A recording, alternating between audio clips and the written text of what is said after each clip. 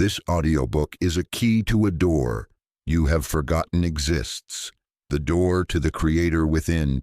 It has found you not by chance, but because a part of you has cried out for remembrance. You have been taught that creativity is a skill to be learned, a muse to be chased, a struggle to be won. This is the great illusion that has kept you separate from your own divine power for ages. This text resonates with the silent truth known by the masters, that creation flows not from what you do, but from what you are. It is not a distant wellspring you must find, but the very ocean in which you swim. You are about to awaken a force that does not respond to effort, but to alignment, a power that is not earned through struggle, but is reclaimed through surrender. The blank page, the silent instrument, the uncarved stone, these are not your enemies. They are mirrors, reflecting your belief in separation. The universe has placed this wisdom in your hands now because you are ready to stop being a seeker of inspiration and become inspiration itself. In these chapters, you will not learn new techniques. You will dissolve the ancient lies that have veiled your innate genius. Each word is designed to awaken a memory of the Creator you have always been.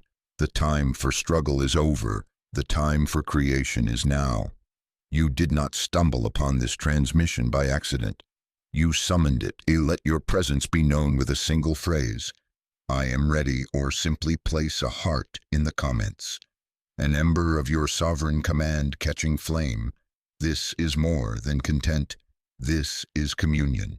In the heart of a bustling city lived Leonard, a painter whose studio was a monument to unfulfilled potential.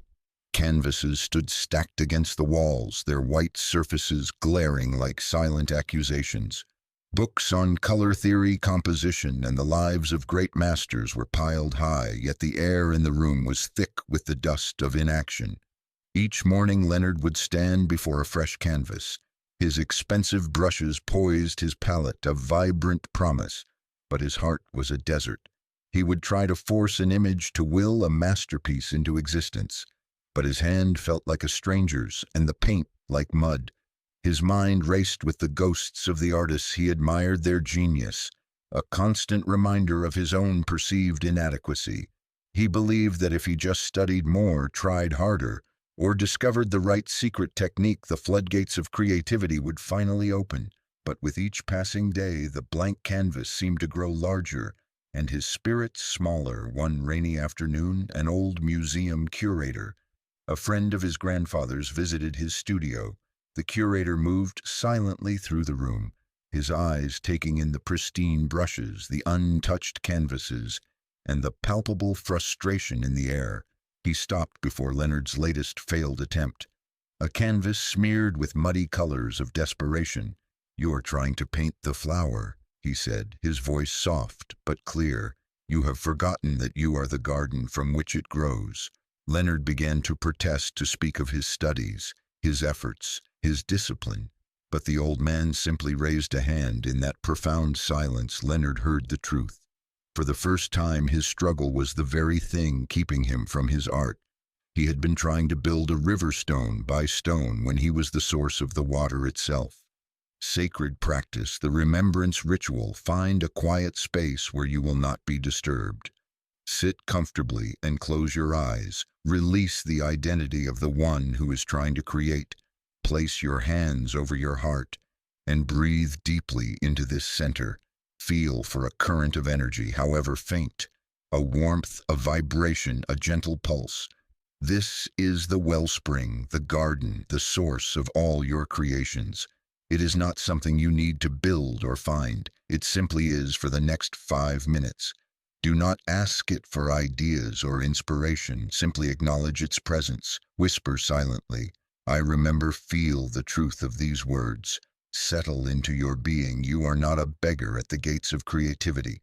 You are the kingdom itself in a dimly lit attic, filled with the scent of old paper and forgotten dreams. Arthur the novelist sat before his typewriter. The cursor on the blank page blinked with a mocking rhythm, a tiny heartbeat of his own creative paralysis. For months he had been trapped in this state, The grand story that had once burned so brightly in his mind had dwindled to a cold ember. He had tried everything, outlining his plot in excruciating detail, creating complex character biographies, and reading the works of literary giants, hoping their magic would be contagious. Yet every attempt to write felt like forcing a key into the wrong lock. The more he struggled, the more resistant the words became. He believed creativity was a fortress he had to conquer, a wild beast he had to tame. You have been taught this same falsehood, that the blank page is an enemy to be defeated, that you must wrestle your ideas into submission. This belief is the very cage that imprisons your genius. The universe operates through flow, not force. Think of a river. It does not strain to reach the sea. It simply follows the path of least resistance. Your creative energy yearns to move in the same way. Yet your belief in struggle builds a dam of your own making. Arthur's friend Alara, a poet whose words seemed to fall from her lips like ripened fruit, visited him one day. She found him staring at the blinking cursor, his shoulders slumped in defeat. She looked not at the machine, but at him. "You are trying to tell the story," she said gently. "You have forgotten to let the story tell you." Arthur looked at her confused. "But how does one do that?" Alara smiled and picked up a fallen leaf from the windowsill. "Does the leaf try to fall?" she asked. "Does the wind try to blow? No, they are moved by a force. They trust completely." In that moment of profound simplicity, Arthur understood. He had been treating his story as an object separate from himself, something he had to construct and control. He had forgotten that he was a channel, that his most brilliant ideas were not his to invent, but his to receive. The truth now stands before you. Inspiration is not a rare bird you must capture in a net. It is the very air you breathe, available in every moment. Your only task is to become still enough to notice it. Sacred practice, the listening ritual. Find a comfortable position and close your eyes. Let go of any project or idea you have been struggling with. Release the need to create anything at all. Instead, simply listen. Listen to the silence between your thoughts. Listen to the rhythm of your own breath. Listen to the subtle hum of the world around you. Do not listen for anything in particular. Just open your awareness like a satellite dish pointed toward the cosmos. In this state of pure receptive listening, you are not chasing inspiration. You are making yourself available to it. You are signaling to the universe that you are no longer a hunter, but a sanctuary, a quiet space where new ideas can safely land. Do this for 10 minutes each day without expectation. Notice how, as you practice this art of non-doing, creative impulses begin to arise naturally, not as demands to be met, but as gentle invitations to dance in a soundproofed studio filled with the finest instruments. Eleanor, a gifted musician, sat paralyzed before her piano. For weeks she hadn't played a single note. The symphony that was meant to be her magnum opus remained a terrifying silence in her mind. A voice echoed relentlessly, "It's not good enough. You're not as talented as they are. You will fail." This voice, the inner critic, had become her constant companion, a tyrannical judge presiding over an empty courtroom. You have known this voice too, the one that whispers doubt in moments of vulnerability, that compares your fledgling creations to the masterpieces of others, that strangles your ideas before they can even take their first breath. You have been taught to fight this voice, to argue with it, to try and overpower it with positive affirmations, but this battle only gives it more strength.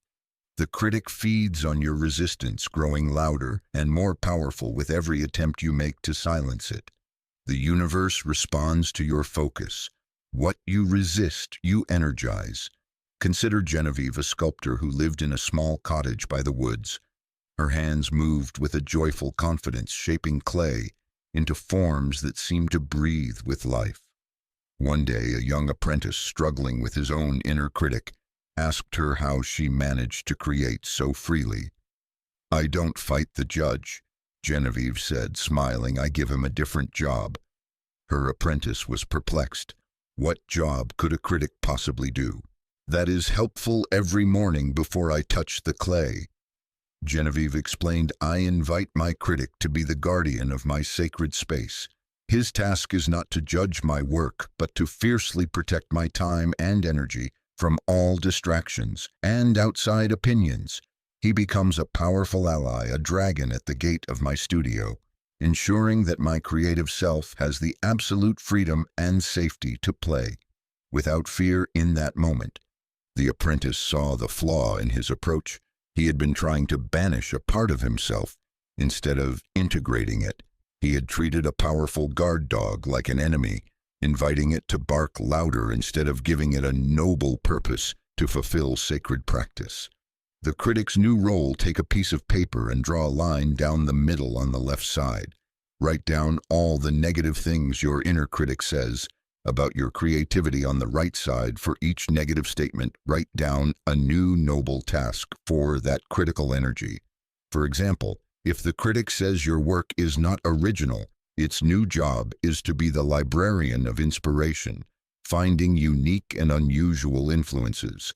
If the critic says you are too slow, its new job is to be the master of pacing, ensuring you don't burn out by honoring the natural rhythm of creation and rest. After you have assigned a new positive role to each critical thought, thank this part of you for its desire to protect you, and welcome it as a powerful member of your creative team. This is not an act of suppression, but of alchemical transformation, turning the lead of self-doubt into the gold of focused power in a city renowned for its art galleries. Beatrice, the potter, felt her spirit withering with each passing day. Her workshop was filled with her own creations, beautifully crafted but unsold.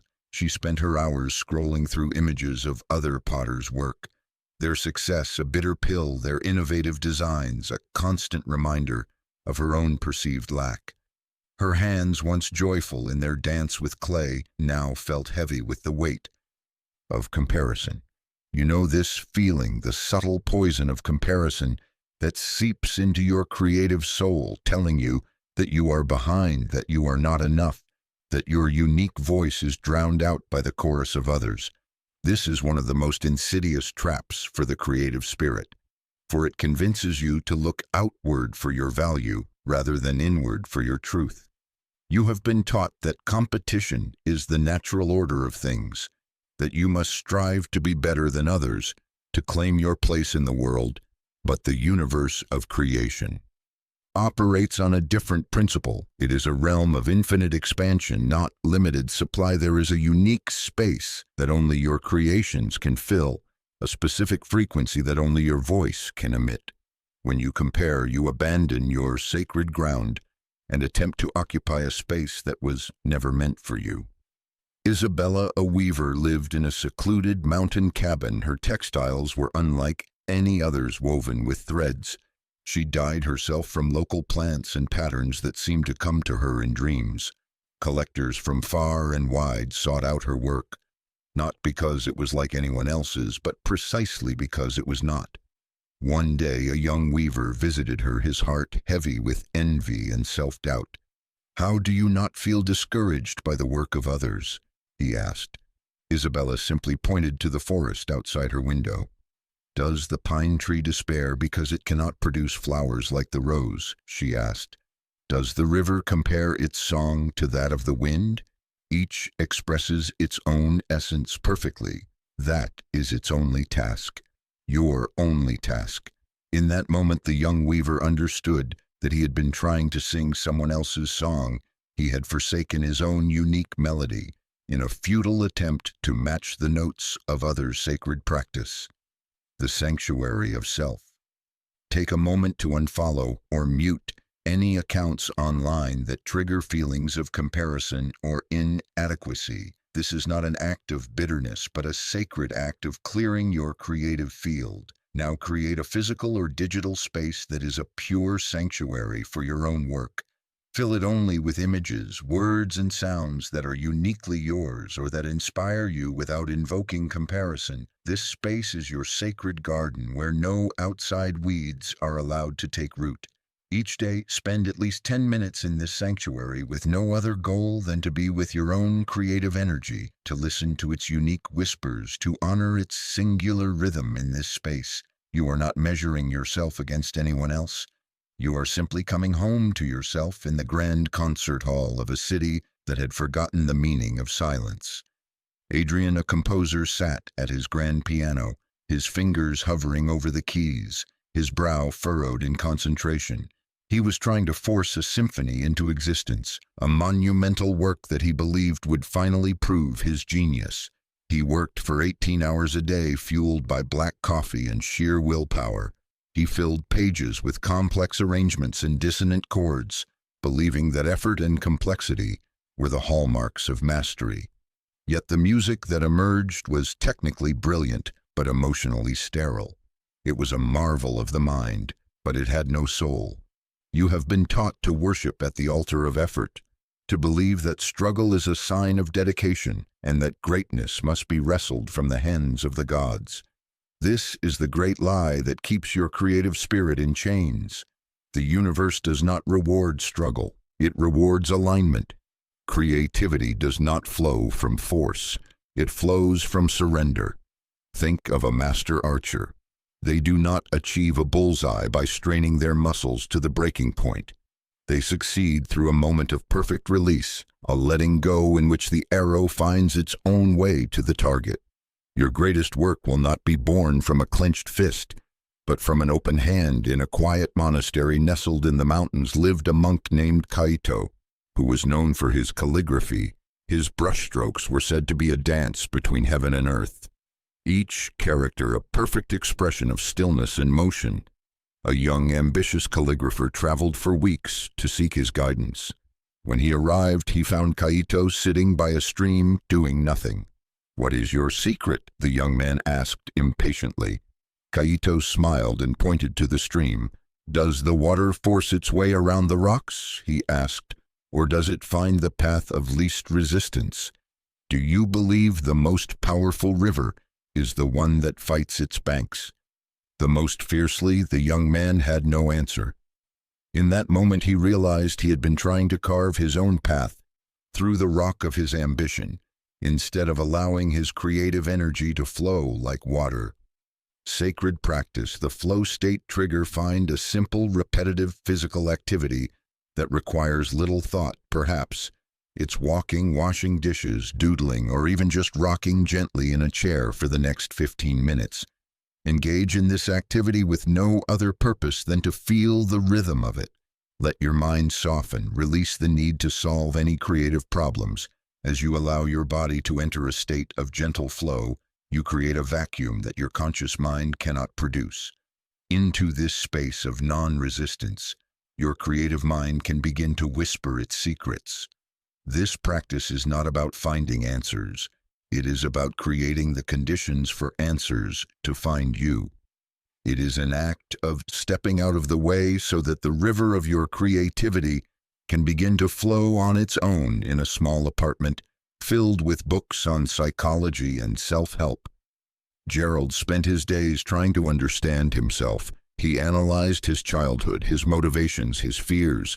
He believed that if he could just figure out the root of his creative blocks, he could finally overcome them. He filled journals with intricate diagrams of his psyche, convinced that intellectual understanding was the key to unlocking his potential. Yet with each new insight he felt more stuck, more entangled in the complex web of his own mind. You have been taught to believe that you must understand your wounds to heal them, that you must dissect your creative blocks to dissolve them. This is a path that often leads to a labyrinth of endless analysis, trapping you in the story of your limitation, rather than liberating you into the truth of your power. The universe responds to a simpler, more profound law. Energy flows where attention goes. When you focus on your blocks, your wounds, your limitations, you are inadvertently nourishing them with your life force. You are watering the weeds instead of the flowers. In a sun-drenched garden on the other side of town lived a woman named Eloise. Her life had been one of immense hardship, yet she radiated a joy and creativity that seemed to defy her past. A young therapist, fascinated by her resilience, asked her how she had overcome so much trauma. "I never tried to overcome it," she said simply. "I just started building a more beautiful garden elsewhere in my mind. At first, it was just a tiny seed of joy, a single beautiful thought. Would return to each day. I watered that seed with my attention. I protected it from the old stories, and slowly it grew. Soon, it was a small garden and then a vast and beautiful landscape. The old weeds of my past are still there, I suppose, but they have no light, no water, and they have withered from neglect, because I have been so busy tending to my flowers. This is the secret of creative liberation. You do not need to fight the darkness. You simply need to turn on the light. You do not need to dismantle your old patterns. You need only build new, more compelling ones. Sacred practice the inner garden. Find a quiet moment and close your eyes. Let go of any focus on what is wrong or what is blocked. Instead, bring to mind a single image that represents pure creative joy for you. Perhaps it is the image of golden light, a flowing river, a dancing flame, or a blooming flower. This is the first seed in your inner garden. Now spend 5 minutes a day tending to this seed with your attention. Feel its energy expanding within you. See its colors becoming more vibrant. Feel its warmth spreading through your being. Do not engage with any thoughts of lack or limitation. When they arise, simply return your focus to your sacred seed. You are not fighting your blocks. You are starving them of the one thing they need to survive: your attention.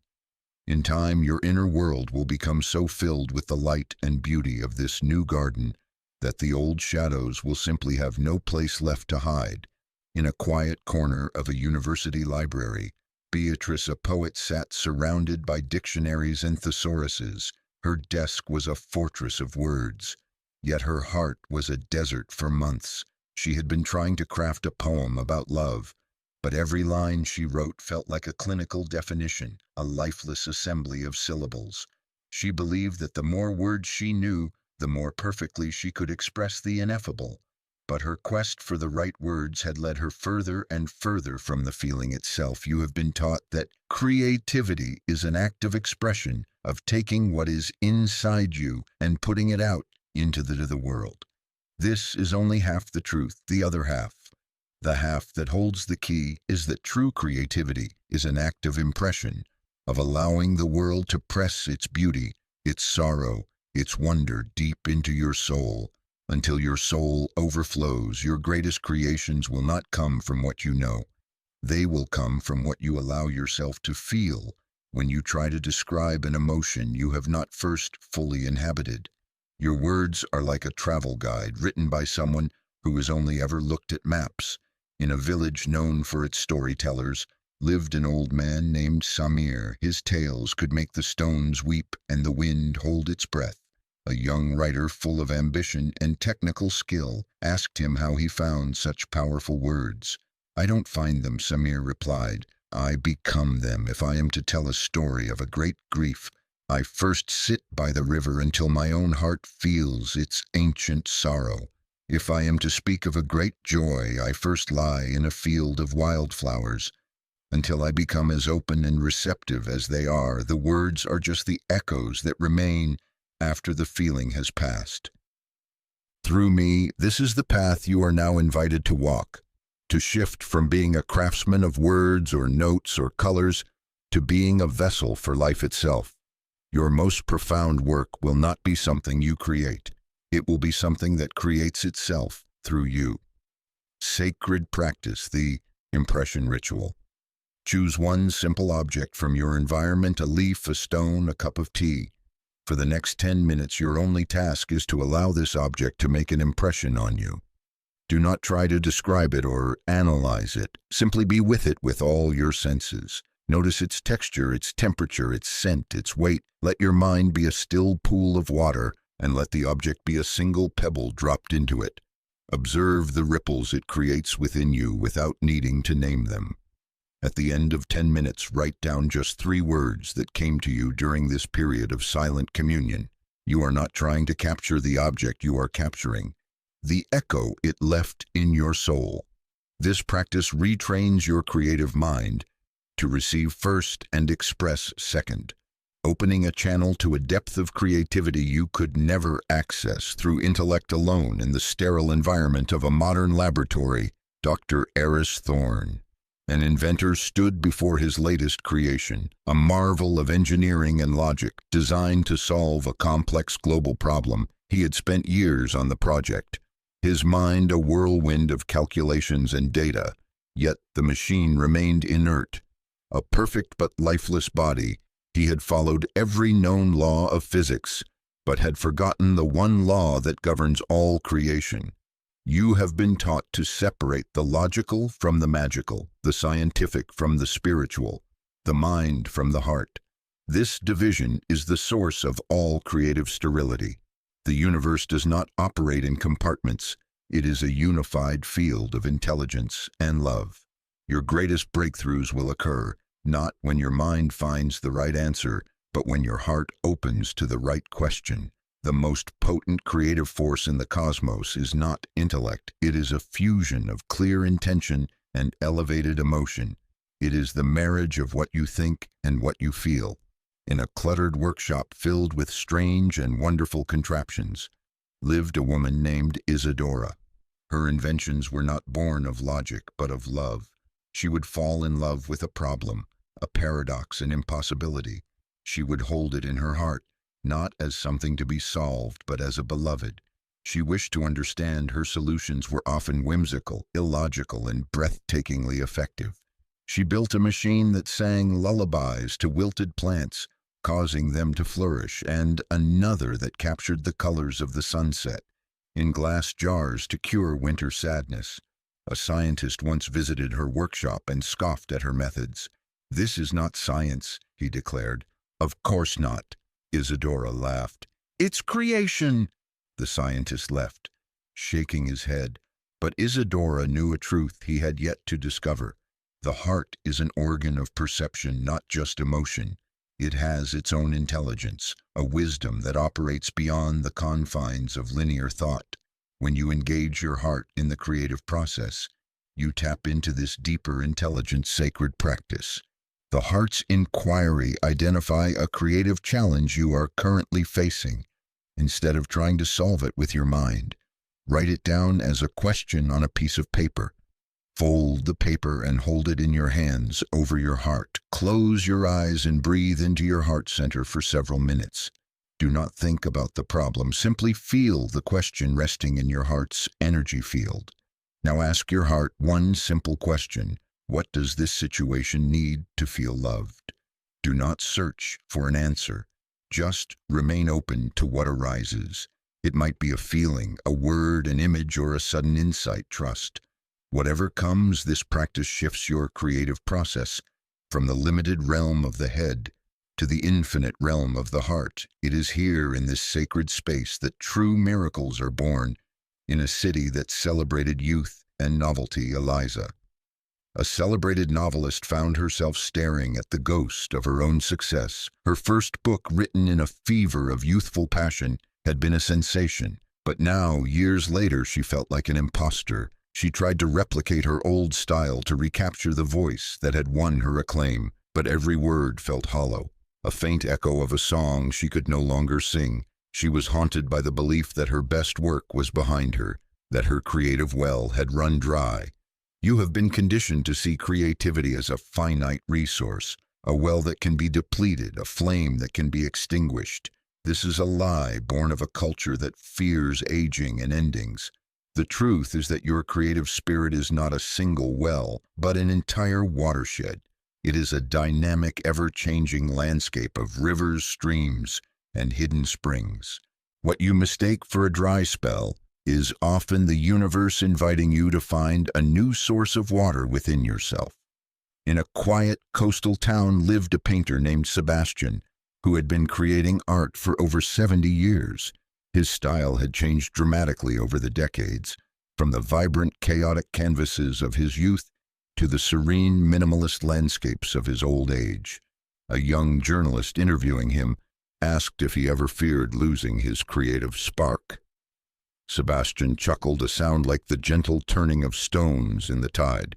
Only a fool would expect the river to be the same in spring as it is in autumn, he said. My creativity is not a thing I possess. It is a river that flows through me. My job is not to control its course, but to build my boat and learn to navigate its changing currents. This is the wisdom that liberates you from the tyranny of your own past successes and failures.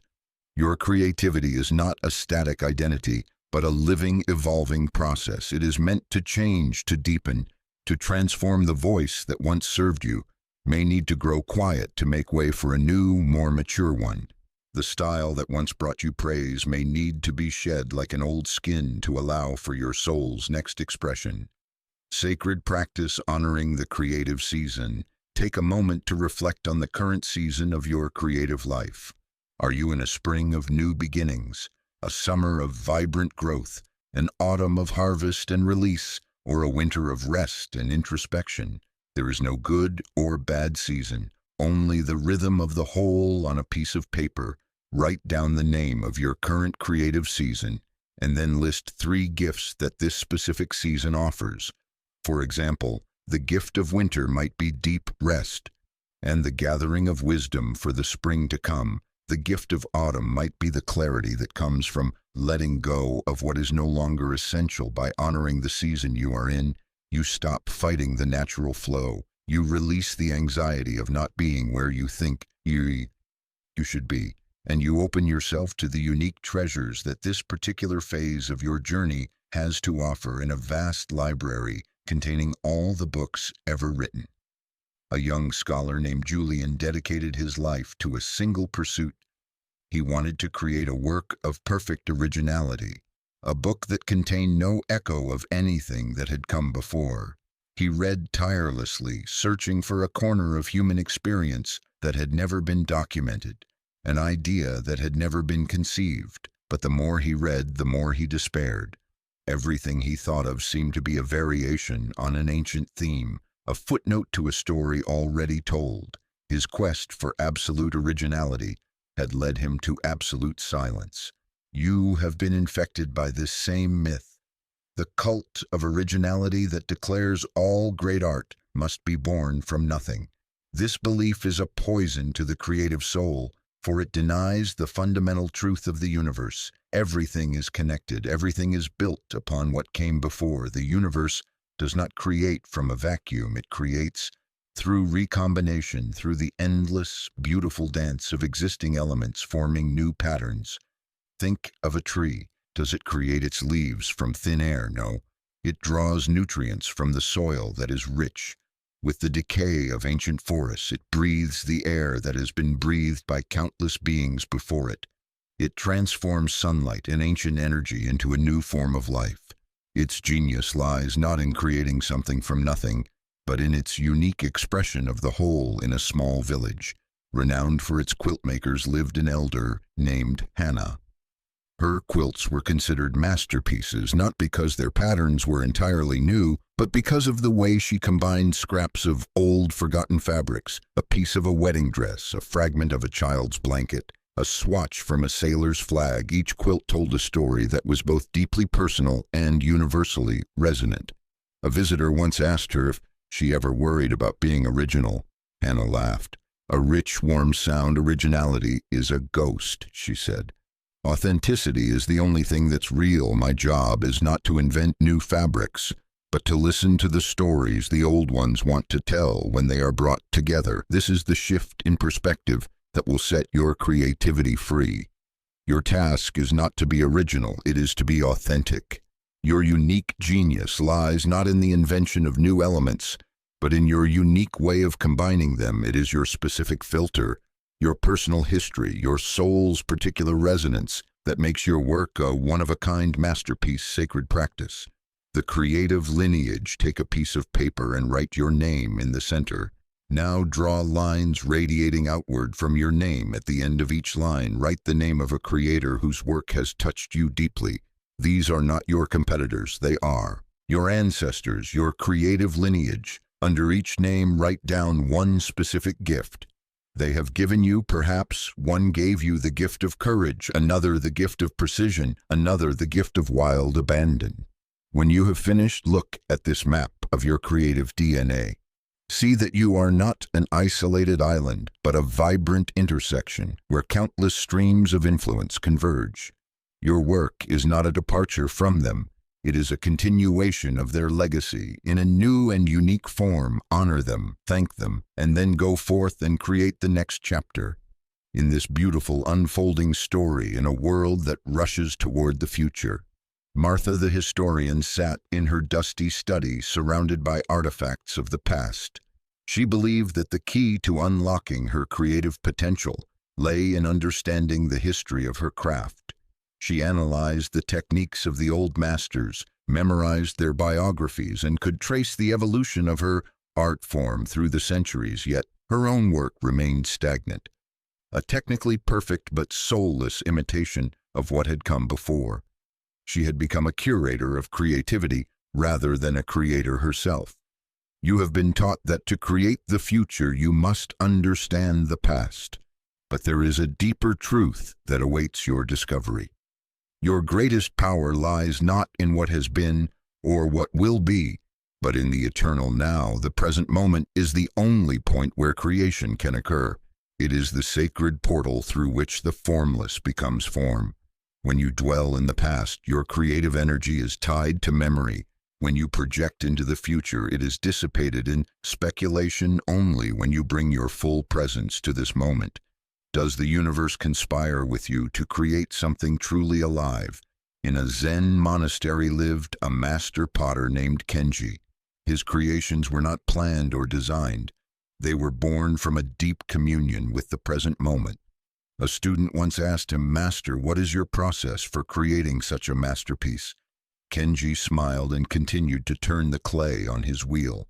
"There is no process," he said. "There is only this breath, this touch, this turning of the wheel.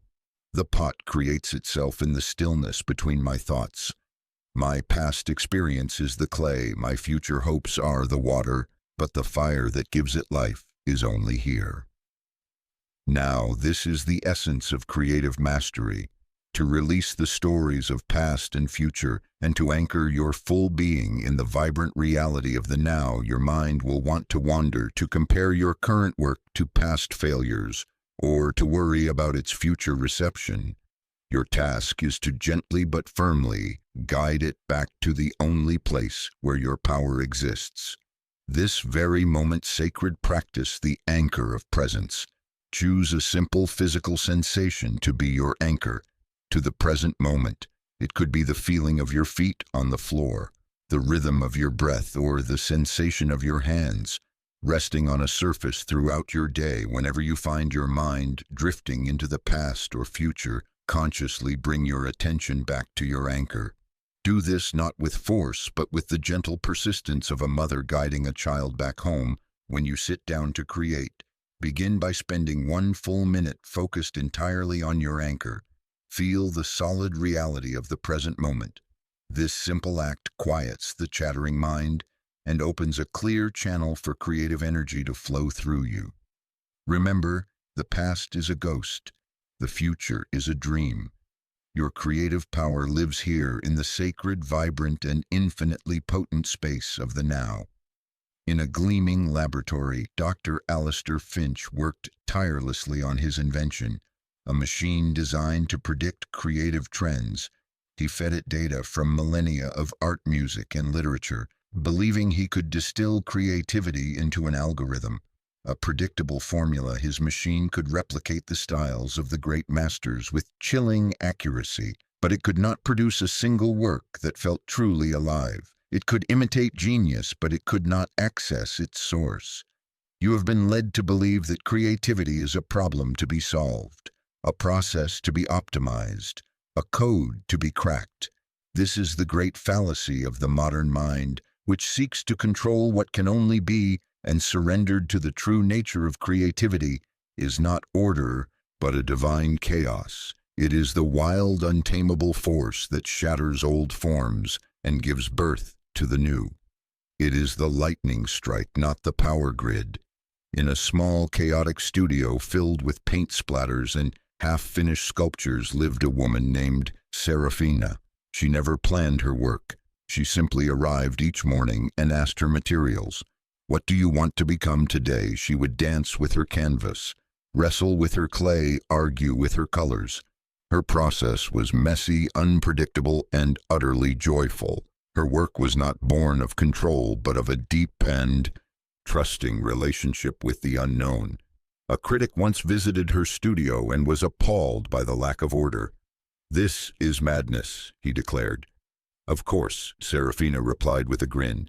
"It's the only way to stay sane. This is the sacred paradox you must embrace. To access your deepest creativity, you must be willing to let go of the need for control. You must be willing to enter the chaos, to dance with uncertainty, to welcome the unexpected.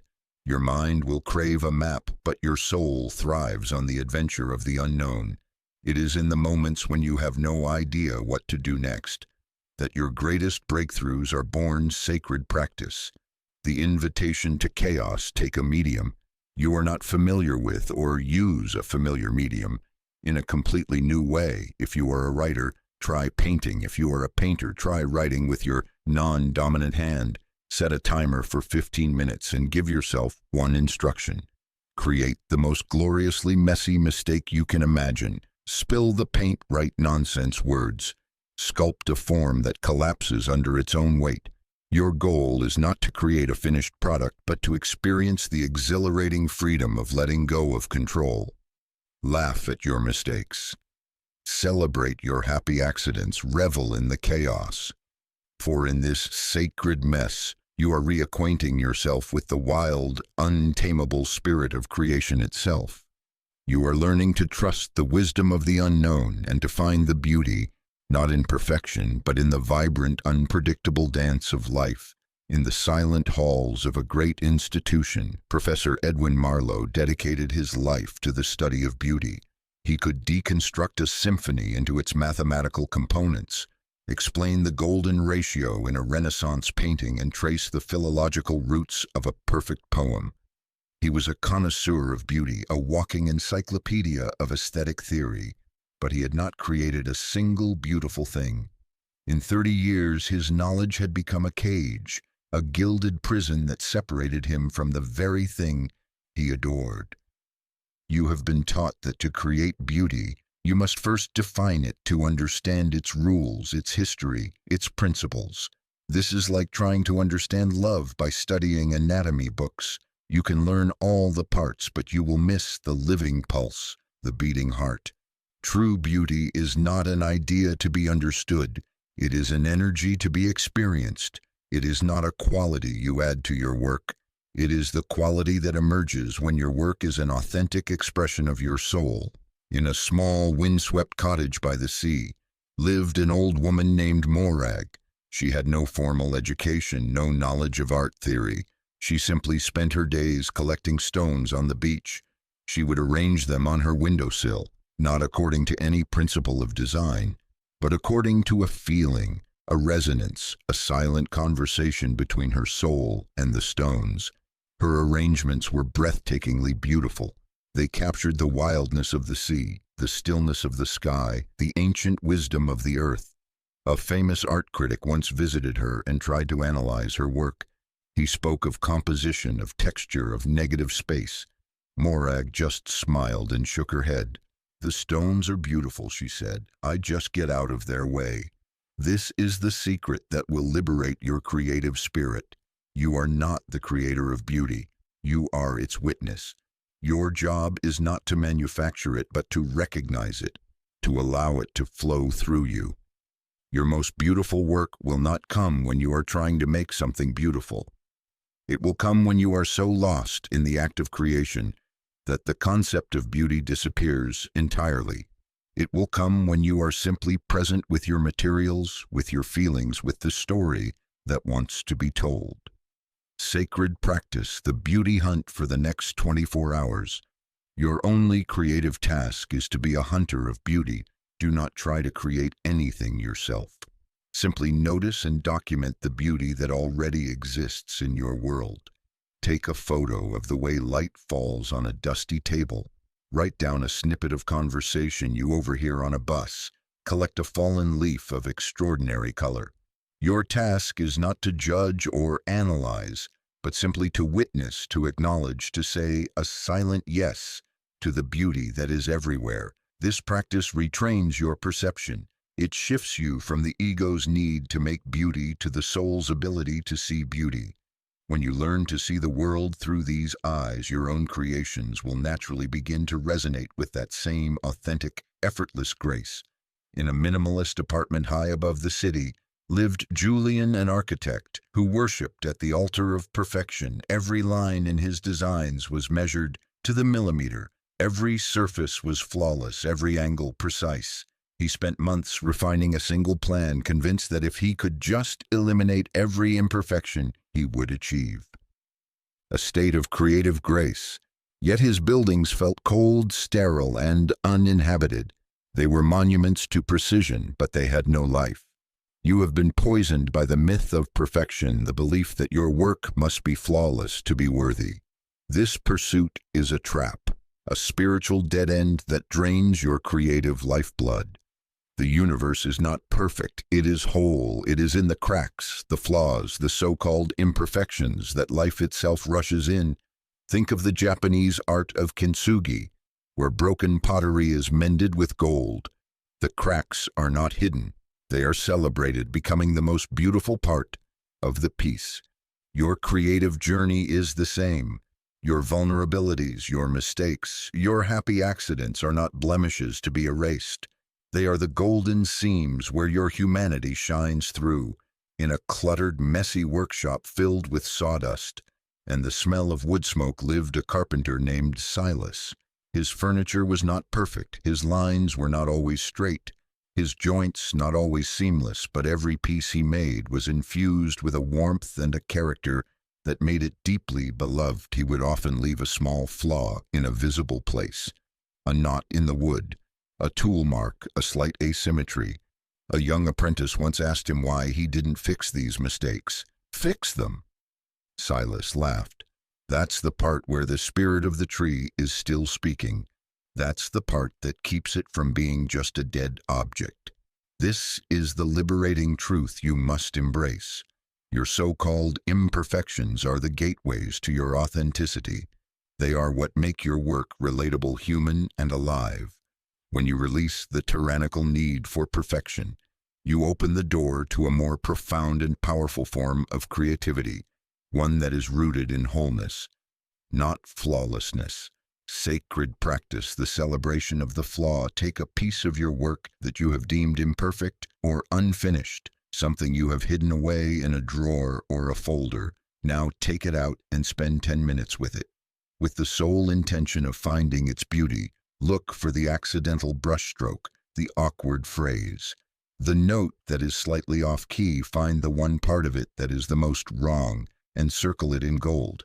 Now write a single sentence about the gift this flaw offers. Perhaps its awkwardness gives it a unique charm. Perhaps its mistake reveals a new direction you hadn't considered. This practice is an act of creative alchemy, transforming your judgment into appreciation. You are learning to see with the eyes of wholeness, recognizing that your greatest strengths often lie hidden in what you once perceived as your greatest weaknesses. In a grand library filled with the wisdom of the ages, a young scholar named Frederick sought the ultimate answer. He read every philosophical text, every spiritual treatise, every scientific paper, believing that knowledge was the key to unlocking his creative power. He could debate the nature of consciousness, quote the mystics, and explain the mechanics of the quantum field, but he could not write a single line of poetry that felt true. You have been taught that understanding is power, but in the realm of creation there is a force far greater than understanding, and that is wonder. The mind seeks to know, to categorize, to explain, but the creative soul thrives in mystery, in the spaces between the known, in the questions that have no answers. Wonder is the engine of all great art, all great science, all great innovation. It is the ability to look at the familiar world with new eyes, to see the miraculous in the mundane. In a small observatory on a remote mountaintop lived an astronomer named Alara. She had mapped the constellations and understood the physics of the stars, but her greatest joy came not from what she knew, but from what she didn't. Every night she would look through her telescope with the breathless wonder of a child seeing the cosmos for the first time. Her scientific papers were not dry academic exercises, they were love letters to the universe filled with a sense of awe that inspired a new generation of scientists. A journalist once asked her what she considered her greatest discovery. Ilara smiled and pointed to the night sky. "The fact that I get to look at this," she said. "This is the shift from the arrogance of knowing to the humility of wonder that will unlock your deepest creative wellspring. It is the understanding that your mind is a wonderful tool, but a terrible master. Your greatest ideas will not come from your intellect. They will come from your ability to be still, to be open, to be in a state of profound, not knowing sacred practice." The question ritual: take a notebook and write at the top of the page a question that you have no answer for. It could be a grand cosmic question, like what is the nature of time, or a small personal one, like what does the color blue sound like now? Spend 15 minutes allowing your mind to play with this question. Do not try to answer it. Instead, explore it from every angle. Ask more questions about the question. Write down streams of consciousness. Draw diagrams. Create metaphors. The goal is not to arrive at an answer, but to inhabit the state of wonder. This practice exercises your wonder muscle. It teaches your mind to be comfortable with uncertainty and to see questions not as problems to be solved, but as gateways to new worlds of possibility. In a brightly lit office surrounded by whiteboards and productivity charts, an advertising executive named Brenda was leading a brainstorming session. She encouraged her team to think outside the box, to generate blue sky ideas, to push the creative envelope. But every idea that was offered was a slight variation on something they had already done. Their attempts to be innovative were trapped within the very system they were trying to escape. The room was filled with the energy of striving, but empty of true inspiration. You have been told that creativity comes from breaking the rules, from shattering the old paradigms. But this is a superficial understanding. You cannot consciously break a box you do not know. You are in the most powerful creative breakthroughs. Come not from trying to be different, but from a place of such deep authenticity that your work is naturally and effortlessly original in a quiet room with a single window. Lived a poet named Arthur. He never tried to be original. He never thought about the market or trends. He simply spent his days listening to the rhythm of his own heart, the whisper of the wind, the silence of the snow. His poems were unlike anything anyone had ever read before. They weren't outside the box. They seemed to come from a place where boxes had never existed. A literary agent once discovered his work and was stunned by its unique power. "We have to market you as a revolutionary, a rule breaker," the agent said excitedly. Arthur just smiled faintly. "I don't know any rules to break," he said. "I just write down the song I hear." This is the difference between rebellion and liberation. Rebellion is an action you take against something. It is defined by what it opposes, and is therefore still trapped in a relationship with it. Liberation is a state of being. It is a freedom that is not dependent on any external circumstance. It is the freedom that comes from knowing who you are so completely that you are no longer influenced by the opinions or expectations of others. Sacred practice the authenticity filter for the next week before you create anything, whether it is a sentence, a meal, or an email. Ask yourself one question: does this feel true to me? Not is it good, not is it original, not will they like it, but does it resonate with the core of my being? This simple question is your authenticity filter. It will help you distinguish between the ideas that come from your ego's desire to impress and the ideas that come from your soul's need to express. As you practice this, you will find that you no longer need to try to be creative. You will simply be an authentic expression of yourself, and in that authenticity you will find a level of originality and power that no amount of out-of-the-box thinking could ever achieve. In a high-tech studio filled with the latest digital tools, a graphic designer named Kevin was struggling to complete a project. He had access to millions of colors, infinite fonts, and endless software plugins. But the sheer volume of choice had paralyzed him. Every decision felt monumental, every option a path not taken. His quest for the perfect design had led him to a state of creative overwhelm, unable to commit to anything. You have been led to believe that freedom is the key to creativity, that the more options you have, the more innovative you can be. This is a seductive and dangerous half-truth. Unlimited choice can be the enemy of creation. It can lead to a state of paralysis, where the weight of infinite possibility crushes the spark of a single idea. The great masters of every discipline understood a hidden principle, the power of creative constraint in a small, dimly lit cell. A monk spent his life writing sacred texts.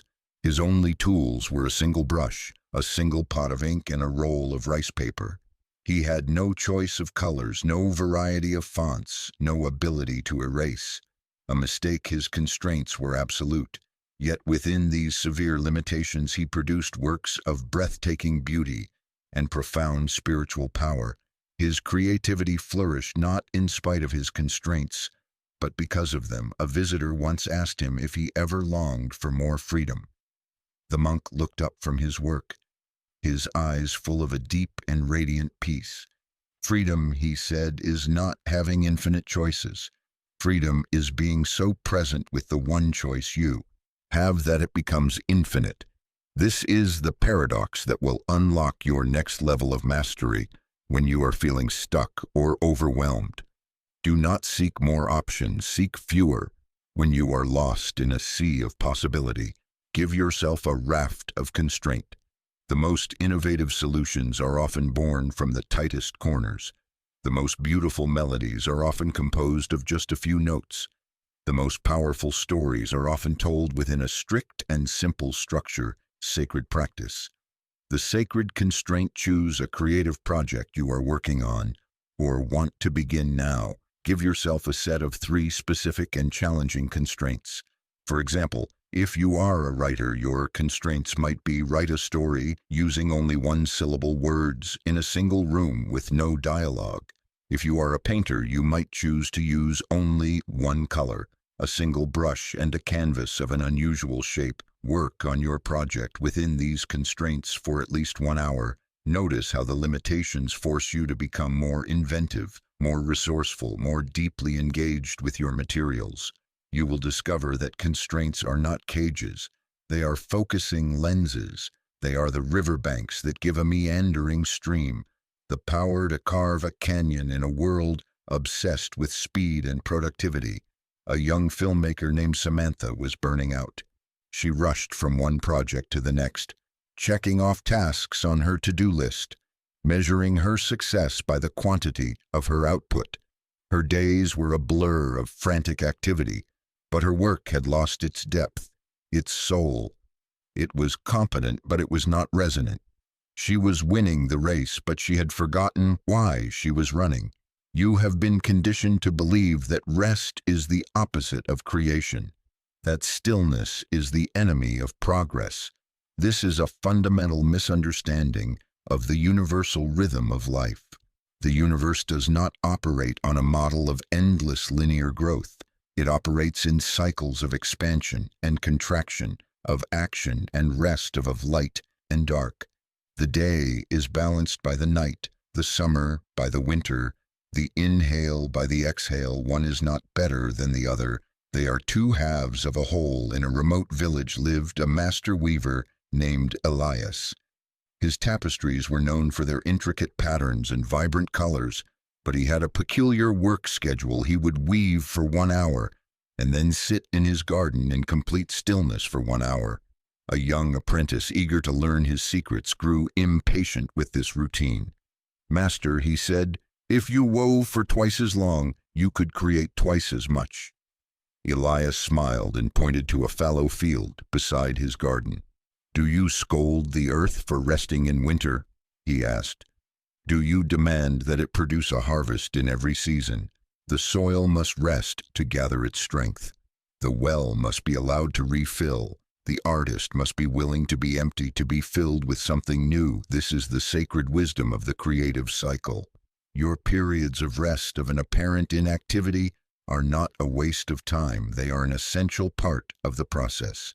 It is in these moments of stillness that your subconscious mind is at work, integrating your experiences, making new connections, and refilling your creative well. It is in the silence that the seeds of your next great idea are germinating. Sacred practice, the creative Sabbath schedule, a period of time in your week. It could be an hour, a half day, or a full day, where you are forbidden from engaging in your primary creative work. This is your creative Sabbath. During this time, you are not allowed to be productive or work on your craft. Instead, your only task is to fill your well. Engage in activities that nourish your soul without any agenda. Take a walk in nature, listen to music that moves you, have a deep conversation with a friend, read something completely unrelated to your field. This is not procrastination, it is a sacred act of trust. It is a declaration to the universe that you understand that you are not a machine but a living ecosystem, and that for your garden to flourish it must be allowed its seasons of quiet rest. In the gilded hall of a great palace, a king commanded his royal storyteller to entertain him. The storyteller, a man named Lucius, had spent his life honing his craft. He could weave tales of epic battles and tragic love stories that held the court spellbound. But on this night his mind was empty. His well was dry. He stood before the king, his heart pounding with fear and shame. He tried to begin a story, but the words were ashes in his mouth. The king, growing impatient, declared, "If you cannot tell a story, you are of no use to me. You will be banished from the kingdom at dawn." You have felt this fear, the terror of the empty moment, the belief that your worth is tied to your creative output. You have been taught that you are what you create. This is the most dangerous lie of all, for it makes your sense of self a fragile hostage to the unpredictable tides of inspiration. The truth is, you are not what you create. You are the space in which creation happens. Your worth is not in the painting, but in the stillness of the eye that sees. Your value is not in the song, but in the silence of the heart that hears. Desperate, Lucius fled the palace and ran to the edge of the forest. There, under the light of the moon, he collapsed in despair. An old woman who lived in the woods found him weeping. "You are not a storyteller," she said, her voice like the rustling of leaves. "You are a story, the story of a man who is afraid, who is empty, who is lost." Tell that one. Lucius looked at her, his eyes wide with a dawning realization. He had been trying to be a grand performer, a dispenser of epic tales. He had forgotten to be human. He returned to the palace the next morning and stood before the king. "I have no grand tale for you today, Your Majesty," he said, his voice clear and steady. "But I can tell you the story of a man who stood before his king, with nothing to offer but his own terror, and discovered a strange and unexpected freedom in his emptiness. He then told the story of his own fear, his own failure, with such raw honesty and vulnerability that the entire court was moved to tears. They had heard 1,000 stories of heroes, but they had never heard a story so true. The king, his own eyes wet with tears, rose from his throne. "You will not be banished," he declared. "You will be my most honored advisor, for you have reminded us that our greatest treasures are hidden not in our strengths but in our weaknesses. Sacred practice, the treasure of emptiness. The next time you feel creatively empty or blocked, do not fight it, do not run from it. Instead, turn toward it with gentle curiosity. Take out a notebook and write at the top of the page, the story of this emptiness is. What does it feel like in your body? What color is it? What sound does it make?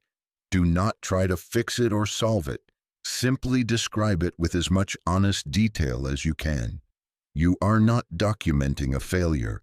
You are mining a rich and fertile darkness. You will discover that within your emptiness lies a unique beauty, a quiet wisdom, and a profound story that could not be told in any other way. In a bustling city where trends changed like the weather, a young designer named Chloe was chasing success. She studied the market, analyzed data, and created products that were perfectly aligned with what was popular. She achieved a measure of success. Her designs were featured in magazines and her brand was recognized, but she felt a growing sense of hollowness. Her work was smart, but it had no soul. She was creating for an audience, not from her essence. You have been taught to ask, "What does the world want from me?" This question is a trap, for it leads you to abandon your own inner compass. In search of external approval, the more you try to please an imaginary audience, the further you drift from the one true source of your creative power, your own authentic voice. The universe does not reward imitation. It rewards resonance. Your most successful and impactful work will not be that which is designed to please the most people, but that which is the purest and most unapologetic expression of you. In a small, quiet town lived a baker named Eliza. Her bakery was not trendy or fashionable. She made only one thing, a simple loaf of sourdough bread, but she made it with a devotion that bordered on the sacred. She knew the rhythm of the starter, the feel of the dough, the smell of the crust, as if it were an extension of her own body.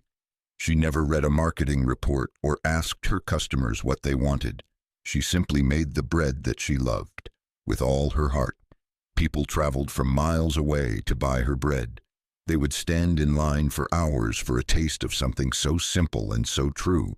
A journalist once asked her what the secret to her success was. Eliza wiped the flour from her hands and thought for a moment. "I don't try to give people what they want," she said. "I give them what I am." This is the profound shift that awaits you, to stop creating for the world and to start creating from your world. Your job is not to be a mirror reflecting the desires of others, but to be a lamp shining your own unique light into the darkness. When you create from this place of deep authenticity, you will find that the people who are meant to find your work will find it. They will be drawn to it not because it is popular, but because it resonates with a truth in their own soul-sacred practice. The audience of one sit down to create with a new intention, instead of imagining a vast anonymous audience. Imagine you are creating this piece for one specific person, someone you love and respect deeply. It could be a mentor, a dear friend, a beloved family member, or even a historical figure you admire. As you create, hold this person in your heart. Imagine their smile, their understanding, their appreciation of your unique gifts. This practice liberates you from the paralyzing pressure of trying to please everyone and anchors you in the joyful, intimate act of offering a gift to someone you care about. You will find that when you create for one, you create for the world, for the love and truth you pour into your work. For that single person will be felt by all in a monastery carved into a mountainside. A young monk named Taro was tasked with copying an ancient sacred text. He was given a single brush, a single block of ink, and 1,000 sheets of rice paper. His master gave him one instruction: every character you write must be a perfect embodiment of the one that came before it for the first year. Taro struggled. His mind was filled with the desire to improve, to make the next character better than the last. His strokes were tense, his forms were rigid, and his master would silently shake his head and place a fresh sheet of paper before him. You have been conditioned by a culture of progress, a relentless drive for more and better. To apply this same pressure to your creative life, believing that each piece must be a step up from the last. This belief in linear improvement is a subtle form of violence against the soul, for it denies the cyclical nature of life and creativity. It creates a constant state of dissatisfaction where you are never good enough, where you are always striving for a future perfection that never arrives. In his second year, Taro began to despair. He saw no improvement in his work. He felt he was failing his master. One day he surrendered. He let go of the desire to be better and simply focused on the single character before him, his breath, his brush, his ink. He became one with the act of creation itself without any thought of the character that came before or the one that would come after. His mind became still, his hand became fluid, his strokes became alive. At the end of the day, his master came and looked at his work. A single tear rolled down the old monk's cheek. "Today," he whispered, "you have understood." The master explained the goal was never to improve upon the previous character. The goal was to become so completely one with the act of creation that every character was a perfect and complete expression of the eternal. Now improvement is an illusion of the ego, he said. Wholeness is the truth of the spirit. This is the mastery that awaits you to release the burden of progress and embrace the practice of presence. Your job is not to create a staircase of ever-improving works. Your job is to show up to the present moment and create what is true for you. Now, sometimes that will be a grand symphony. Sometimes it will be a single quiet note. Both are of equal value in the eyes of the universe. Sacred practice, the horizontal line. Take out a piece of paper and instead of making a to-do list or a set of goals, draw a single horizontal line. This line represents your creative journey. It is not a ladder to be climbed. It is a path to be walked. Today you are at one point on this line. Tomorrow you will be at another. Neither is higher or lower than the other. They are simply different locations on the same sacred journey. Place your finger on the line and say, "I am here." This is a radical act of self-acceptance. It is a release from the tyranny of should and the pressure of better. It is an embrace of the beautiful, imperfect, and holy reality of where you are right now in a city where art was a commodity. An artist named Julian found himself celebrated for a style he had come to despise. His early work, born of raw emotion and chaotic energy, had captured the public's imagination. Galleries competed for his canvases and collectors paid exorbitant prices, but Julian felt like a prisoner in a gilded cage. He was tired of the chaos, tired of the darkness. He longed to create work that was quiet, serene, and full of light. But when he tried, his gallery owner scoffed. "This is not your brand." His followers were confused. "This is not what we love about your work." He was trapped by the very success he had once craved. You will face this same sacred crisis on your creative journey, the moment when your soul's evolution demands that you abandon a form that has brought you recognition. This is a terrifying and necessary threshold. It is the moment when you must choose between the safety of your known identity and the terrifying freedom of your becoming. The universe does not want you to remain the same. It is a force of constant evolution, and it calls your creative spirit to evolve with it. To cling to an old style, an old voice, an old identity, long after your soul has moved on, is a form of spiritual death. In a small village lived a snake charmer who was famous for the beautiful baskets he wove. To hold his serpents one day, a traveler saw him take a magnificent finished basket and throw it into the fire. "What are you doing?" the traveler cried. "That basket was a masterpiece." The snake charmer smiled gently. "The snake has shed its skin," he said. "Must I not also shed mine?" This is the courage that is asked of you, the willingness to let go of your own masterpieces, to burn the baskets of your past successes, to make way for the new life that wants to emerge. Your creative identity is not a fixed monument.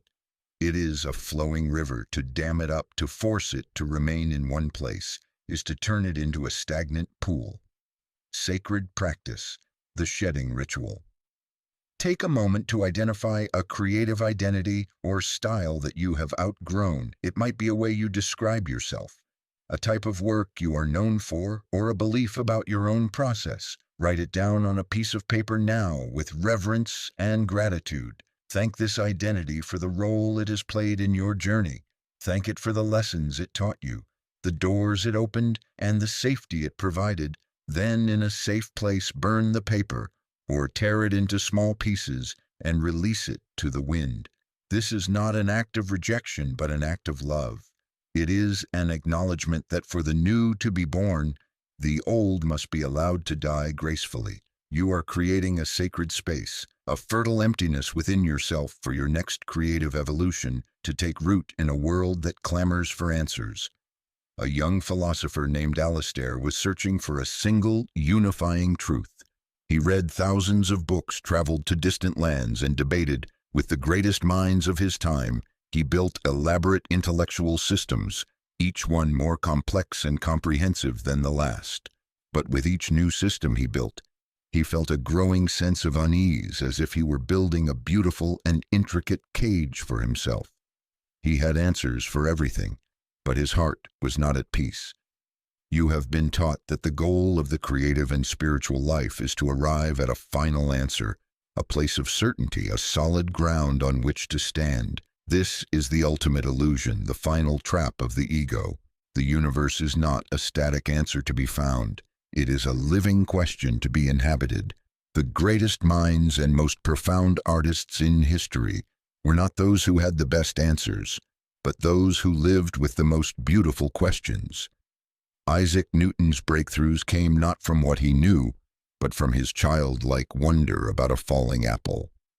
Albert Einstein's theories were born from a simple imaginative question: what would it be like to ride on a beam of light in a quiet monastery? Lived an old Zen master whose wisdom was sought by people from all over the world. A young, eager student finally gained an audience with him and asked Master, "What is the secret to enlightenment?" The old master smiled, poured the student a cup of tea, and said, "There is no secret." The student was crestfallen, "But Master, you must have some answer to the great questions of life." The master's smile widened. "I do not have answers," he said. "I have tea. This is the ultimate teaching, to let go of the search for answers and to fall in love with the texture of reality itself, to find the universe not in a grand theory, but in the taste of tea, in the warmth of the sun, in the rhythm of your own breath. Your creative power does not lie in your ability to solve the mystery. It lies in your ability to live within it. Sacred practice, the beautiful question. Go about your day with a single beautiful question, held gently in your awareness. It should not be a problem-solving question, but a wondering one. For example, instead of "How can I finish this project?" ask, "What does this project want to become?" Instead of "What is the meaning of life?" ask, "What is the meaning of this single moment of light falling on the floor?" Do not seek to answer the question. Let the question work on you. Let it open your senses, your heart, your mind. You will discover that a beautiful question is more creatively potent than 1,000 correct answers. It is a key that unlocks doors you never knew existed. It is an invitation to dance with the living mystery of the universe itself. In a culture that rewards the finish line, a marathon runner named Claire was obsessed with her time. Every race was a battle against the clock, a desperate push to shave off a few more seconds. She had trophies and medals, but she had lost the simple joy of running. Her body was a machine, her mind a calculator, and her spirit was starving. You have been trained to be a finisher, to focus on the goal, the product, the outcome. This focus can be a powerful motivator, but it can also be a profound poison, for it robs you of the only thing that is truly real. The process itself, your greatest creative fulfillment, will not come from the moment you sign the book deal, hang the painting, or receive the award. It will come in the quiet moments of the journey. The struggle with a difficult sentence, the breakthrough with a new color, the shared laughter with a collaborator in a small village. Lived a master carpenter who was known for taking an unusually long time to complete his commissions. A wealthy merchant who had ordered a simple table grew impatient and went to the carpenter's workshop to demand an explanation.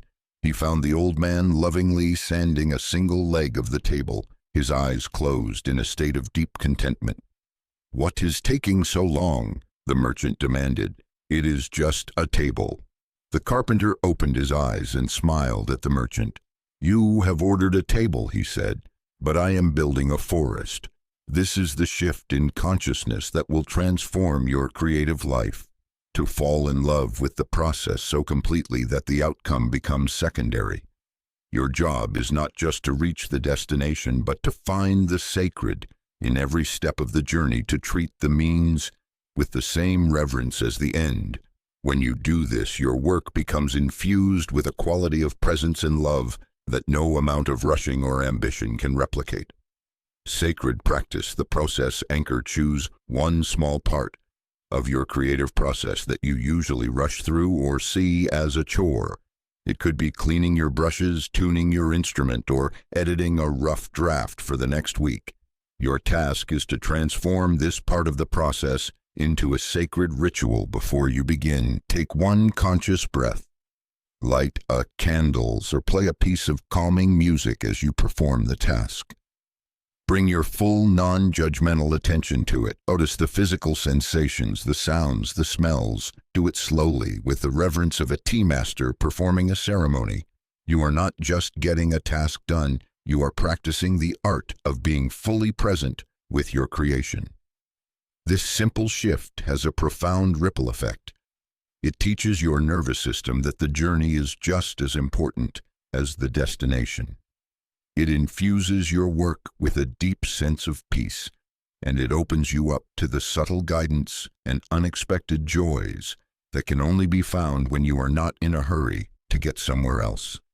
In a city of storytellers, a young woman named Anna was known for her perfect endings. Her stories were neat, tidy, and satisfying. Every loose end was tied up, every question answered. She was a master of closure, but her stories, while clever, were quickly forgotten. They were like a perfectly solved puzzle once finished. They held no more mystery, no more life.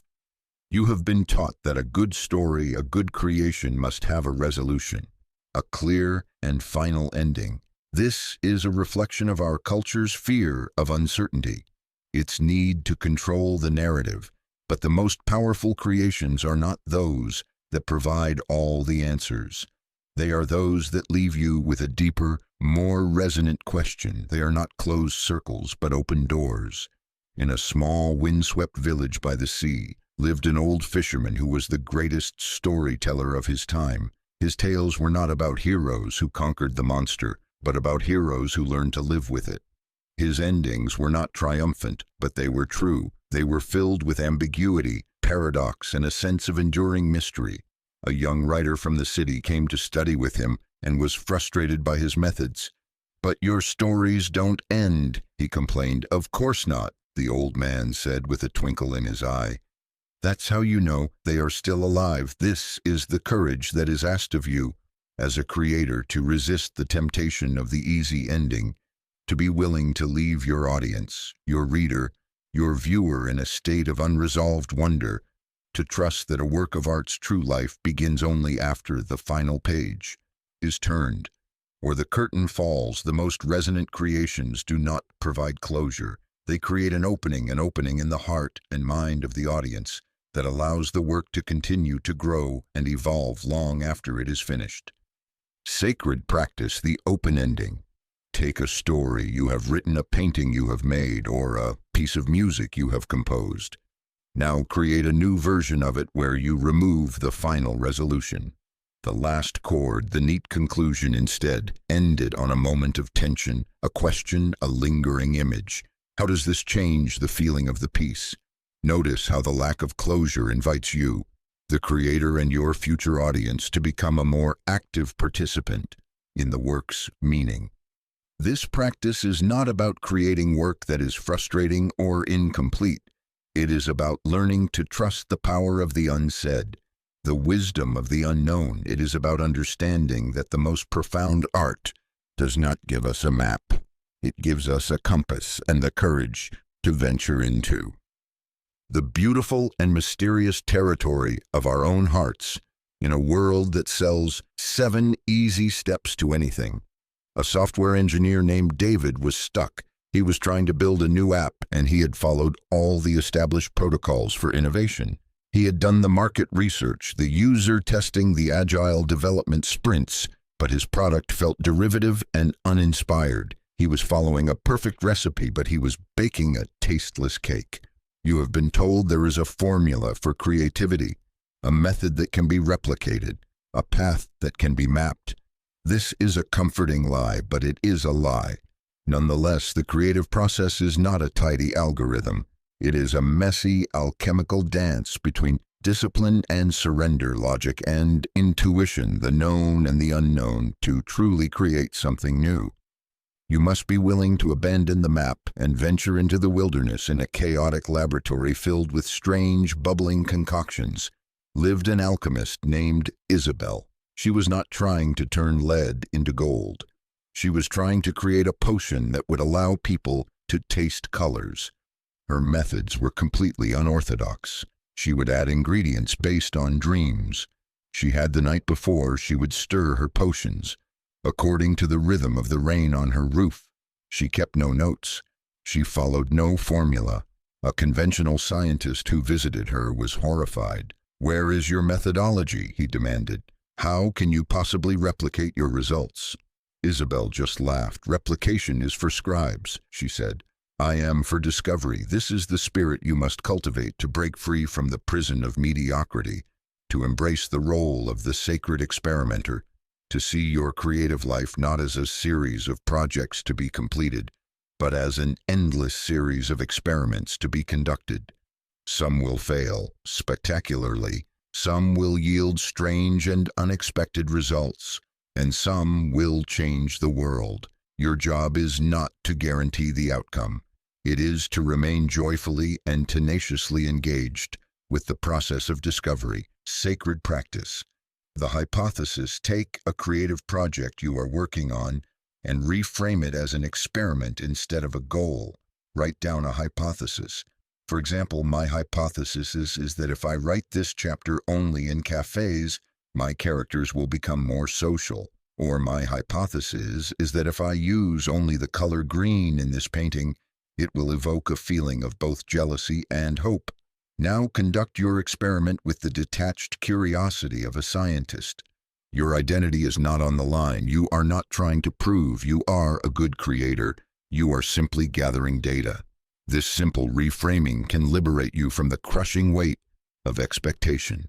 It transforms fear of failure into excitement about what you might discover. It turns you from a nervous performer into a delighted explorer in the hallowed halls of a prestigious music conservatory. A young cellist named Eliza practiced for 10 hours a day. Her technique was flawless, her intonation perfect. She was the star pupil destined for a great solo career, but she was deeply unhappy. Every note she played was colored by a striving for perfection, a fear of making a mistake. Her music was beautiful, but it was the beauty of a perfectly cut but lifeless diamond. You have been taught to separate your creative life from your spiritual life, to treat your art as a performance and your inner work as a private practice. This separation is a wound, a tearing of the fabric of your own being. The truth is, your creative practice is your spiritual path. Your art is your prayer. Your studio is your temple. In a small hut in the middle of a forest lived a Zen master who was also a master potter. People traveled from all over to buy his simple, unadorned tea bowls. Each one was said to contain a deep and profound stillness. A student once asked him, "Master, do you meditate before you begin your work?" The master smiled and said, "My work is my meditation. When my hands touch the clay, there is no potter and no clay. There is only this moment of creation. My breath is the rhythm of the wheel. My heartbeat is the shaping of the form. To create a perfect bowl is to become a perfect bowl." This is the ultimate integration that is possible for you to dissolve the boundary between the creator and the created, between the spiritual and the material. Your art is not something you do. It is a way you have of being in the world. It is the most direct and honest expression of your soul's journey. When you approach your work in this way, it ceases to be a struggle for achievement and becomes an effortless act of devotion.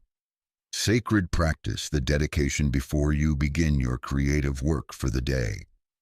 Take a moment to set a sacred intention. You can do this by lighting a candle, saying a short prayer, or simply taking a conscious breath. Dedicate your work for that day to something larger than your own ego. You might dedicate it to the healing of the world, to the expression of beauty, or to the spirit of a mentor you admire. For example, you might say, I dedicate this writing session to the spirit of my grandmother and her love of stories, or I dedicate this painting to the beauty of the morning light. This simple act of dedication shifts your entire energetic state. It transforms your work from an act of self-aggrandizement to an act of selfless service. It takes the pressure off of you to be brilliant and allows you to become a humble and joyful channel for something much larger than yourself. In a world saturated with images, a photographer named Mark was losing his way. He chased exotic locations, dramatic lighting, and shocking subjects, believing that the power of his images lay in the extraordinariness of what he captured. But his photos, while technically impressive, felt empty and voyeuristic. He was a hunter of images, but he was not a lover of the world. You have been conditioned to believe that your creative subjects must be grand, epic, and important. This belief sends you on an endless and exhausting search outside of yourself for something worthy of your attention. It is a form of escapism, a refusal to engage with the profound beauty and mystery of your own ordinary life. The great secret known by all mystical artists is that the sacred is not found in the extraordinary. It is found by bringing an extraordinary quality of attention to the ordinary. In a quiet neighborhood lived a woman named Agnes. She was not a professional artist. She was a retired librarian, but every day she would take a walk and find one ordinary thing: a crack in the sidewalk, a weed growing through a fence, a discarded bottle cap, and she would spend 10 minutes drawing it in her small sketchbook. Her drawings were not for sale. They were not for exhibition. They were for her. They were an act of love, an act of paying attention. Her sketchbook was a testament to the fact that there are no uninteresting things, only uninterested people. A neighbor once saw her drawing a rusty nail and asked, "Why on earth are you drawing that ugly old thing?" Agnes looked up and smiled. "Because it's here," she said, "and because I'm here, and for this one moment we are sharing the same sunlight." This is the practice that will transform your art and your life. To stop chasing the spectacular and to start courting the familiar. Your most powerful work will not come from traveling to the ends of the earth. It will come from traveling to the depths of your own backyard, your own neighborhood, your own heart. Sacred practice, the ordinary altar. Find one ordinary object in your home that you have never paid much attention to. A spoon, a bar of soap, a house key. Place this object on a clean surface in front of you for the next 15 minutes. Your task is to treat this object as a sacred artifact, worthy of your complete and undivided attention. You can draw it. You can write about it. You can simply gaze at it. Notice its details, its history, its texture, its story. This practice is a meditation on presence. It is a training in the art of seeing. It teaches you that the world is not a backdrop for your life, but a living, breathing partner in your creative dance. When you learn to bring this quality of loving attention to the small things, your art will naturally become infused with a depth and a resonance that is truly extraordinary in a society that values the final product. A young musician named Leo was obsessed with recording the perfect album. He spent years in the studio layering tracks, correcting pitches, and polishing every sound until it was flawless. But when the album was finally released, it landed with a thud. It was technically perfect, but it was emotionally sterile.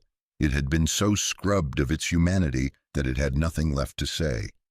You have been taught that the messy parts of the creative process, the rough drafts, the false starts, the abandoned ideas, are failures to be discarded and forgotten. This is a profound misunderstanding. The truth is that the process is the product. The journey is the destination.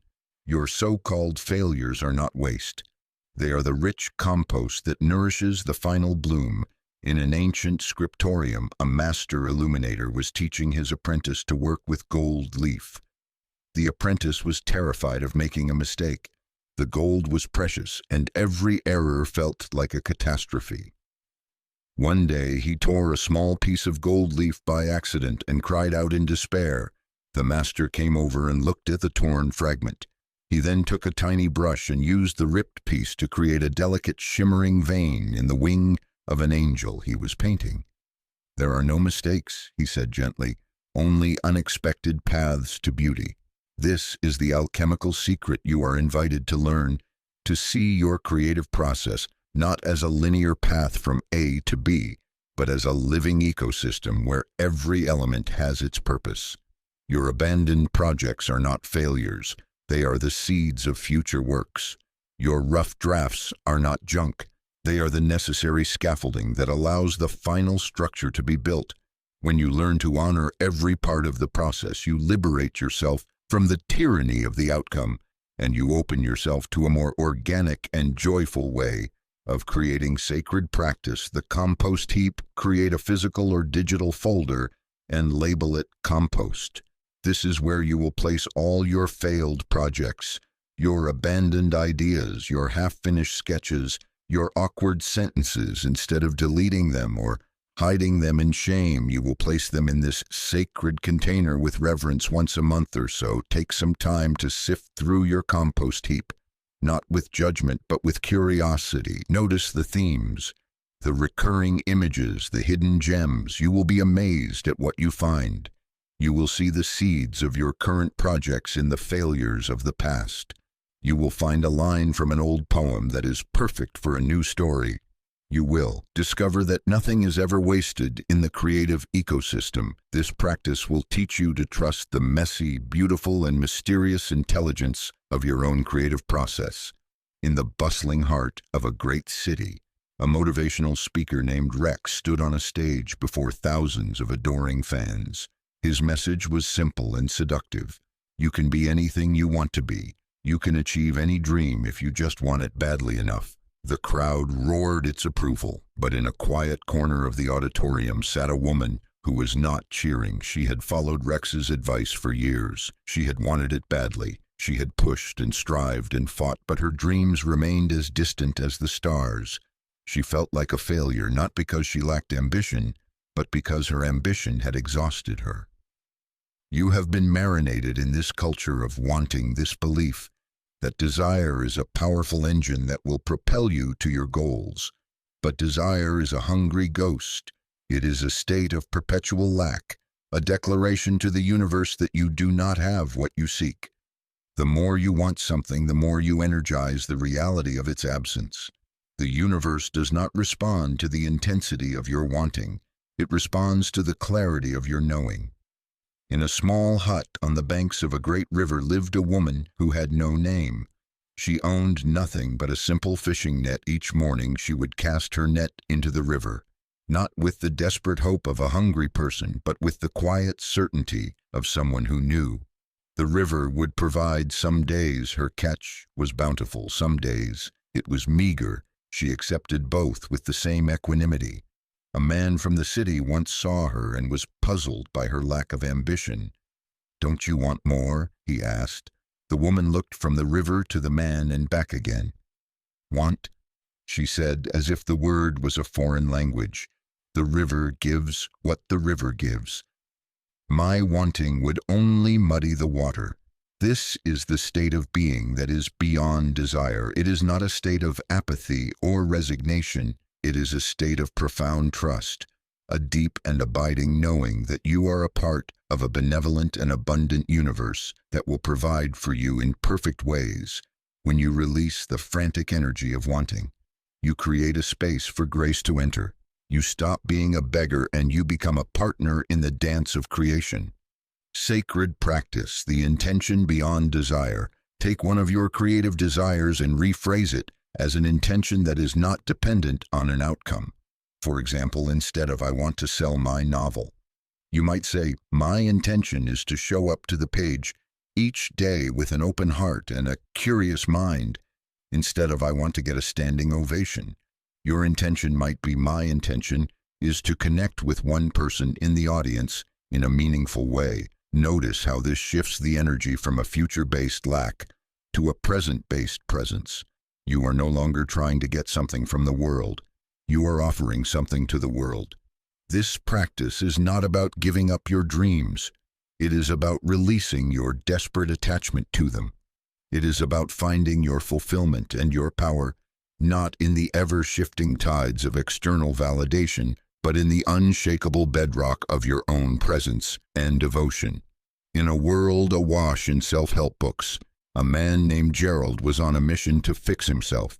He believed he was a broken machine and that if he could just find the right manual, he could repair his flaws. He diagnosed his limiting beliefs, his childhood traumas, his creative blocks. He was a connoisseur of his own brokenness, a scholar of his own wounds. But the more he focused on what was wrong with him, the more broken he felt. He was endlessly polishing the bars of his own cage. You have been taught that self-awareness is about identifying and fixing your flaws. This is a subtle but profound distortion. The path to creative liberation is not through self-improvement, but through self-acceptance. You are not a problem to be solved. You are a mystery to be embraced. You are not broken. You are a masterpiece in progress. And the so-called cracks are where the light gets in. In a small, sun-drenched pottery studio lived a woman named Clara. Her pots were not symmetrical. They were not perfect. They leaned and wobbled and bore the marks of her fingers, but they were full of life and joy. People came from all over to buy them because they felt honest and real. A young perfectionistic potter once visited her and asked how she could be so comfortable with her flaws. Clara laughed a deep belly laugh. "Flaws," she said, "my dear, these are not flaws. These are my signature. This is the radical self-acceptance that will set you free to stop seeing your quirks, your idiosyncrasies, your vulnerabilities as weaknesses, and to start seeing them as the very source of your unique creative power. Your lisp is your melody. Your scars are your map. Your shyness is your sanctuary. When you stop trying to fix yourself and start trying to express yourself, you will unleash a torrent of creativity that has been dammed up by your own judgment. Sacred practice. The signature survey. Take a piece of paper and list 5 things about yourself or your creative process that you have always considered to be flaws or weaknesses. Perhaps you are disorganized, or you procrastinate, or you are too sensitive now for each flaw. Write one way in which it is actually a creative superpower. For example, your disorganization might be the source of unexpected and brilliant connections. Your procrastination might be your intuition's way of telling you that an idea is not yet ready to be born. Your sensitivity might be what allows you to create work of profound emotional depth. This is not an exercise in positive thinking. It is an exercise in seeing the whole truth. It is a recognition that the things you have been trying to get rid of may be the very things that make you a genius in a culture that worships youth. A painter named Arthur felt his creativity fading as he entered his later years. The art world that had once celebrated his bold, energetic work now seemed to favor younger, more fashionable artists. He felt invisible, irrelevant, a ghost haunting the halls of his own past. Success, he tried to imitate the new trends, but his heart wasn't in it. His work felt like a desperate attempt to stay young, and he began to fear that his creative life was over. You have been fed the lie that creativity is the sole province of the young, that inspiration is a fiery spark that inevitably dwindles to a cold ember. This is a cruel and limiting belief that serves a culture terrified of its own mortality. The truth is that creativity does not die. It transforms. The fiery passion of youth may indeed cool, but it can transform into the deep, glowing embers of wisdom. The chaotic energy of spring can mature into the rich, abundant harvest of autumn. In a quiet village known for its ancient oak trees lived a master woodcarver named Samuel. He was over 90 years old. His hands were gnarled and his eyes were clouded, but his work had never been more powerful. He no longer carved the dynamic figures of his youth.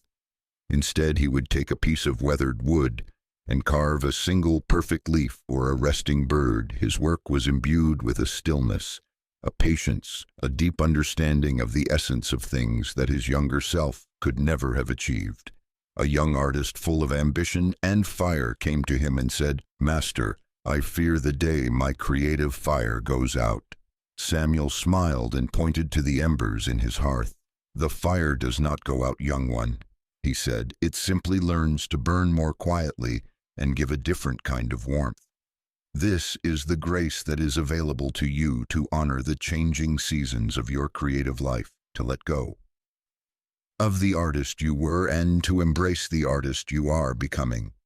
Your later work may not have the explosive energy of your youth, but it will have a depth, a resonance, and a wisdom that can only be earned through a lifetime of experience, sacred practice. The elder's wisdom: find a quiet moment and imagine yourself as a very old and wise version of yourself. 90, 100, 150 years old. You have lived a long and deeply creative life.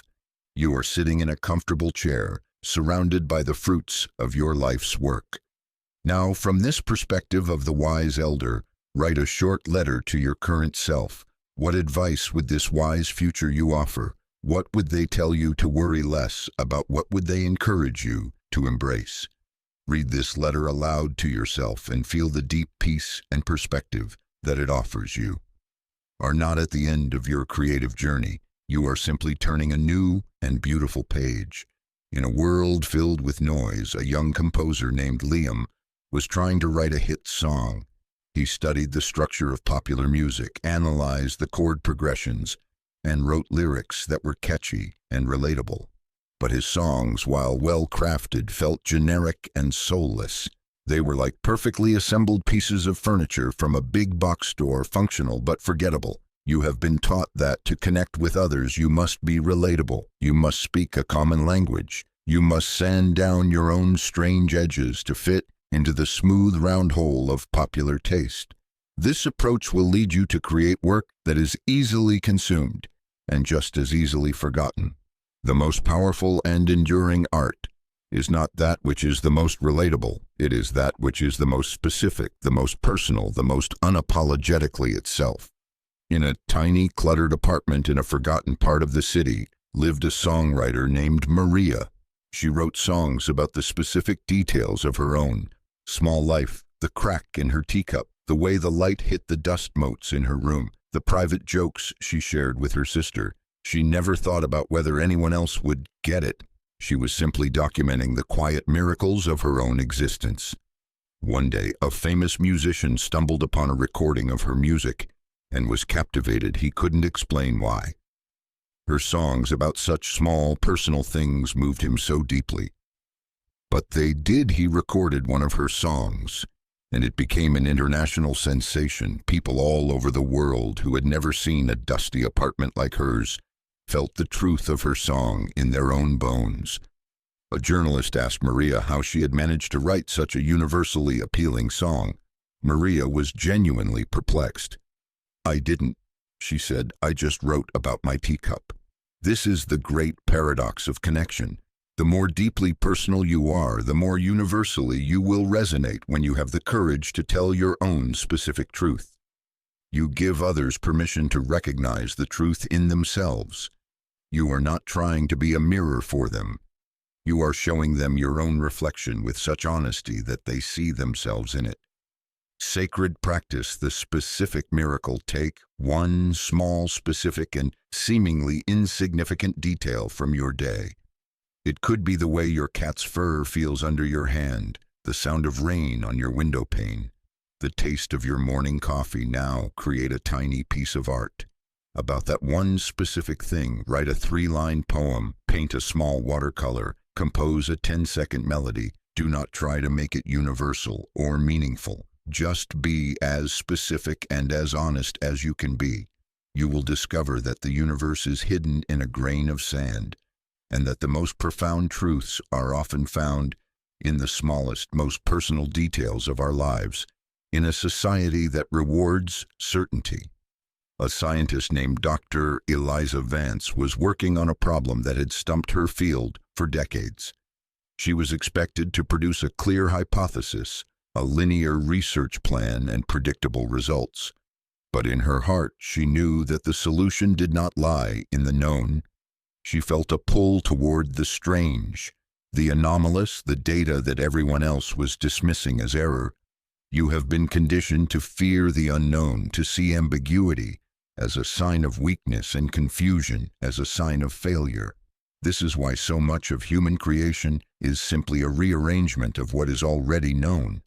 We are terrified of the fertile void, the chaotic space where true novelty is born. The greatest breakthroughs in human history have never come from a place of certainty. They have come from a place of courageous not knowing.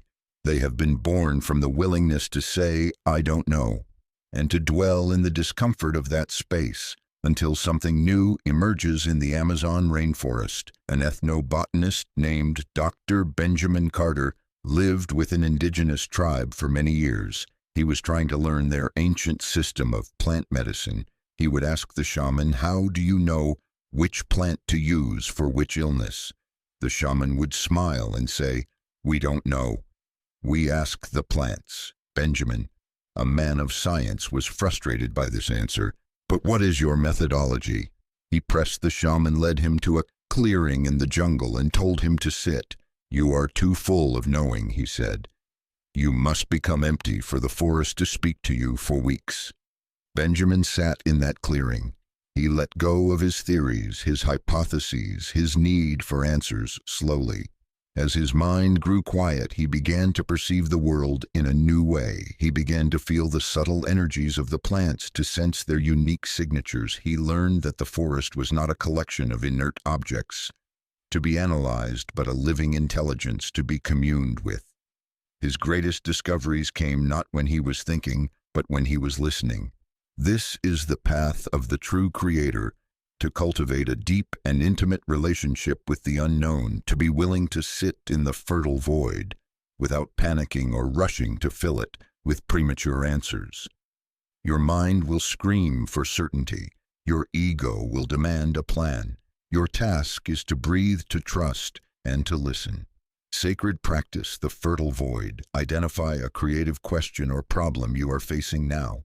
Instead of trying to solve it, write it down and place it on an altar, a small sacred space in your home. Your only task for the next 3 days is to not think about the problem at all. Whenever your mind tries to figure it out, gently redirect it to your breath or to a simple sensory experience. You are creating a space of intentional not knowing, a fertile void. You are signaling to the deeper intelligence of the universe that you are ready to receive a solution that is beyond the capacity of your conscious mind to invent.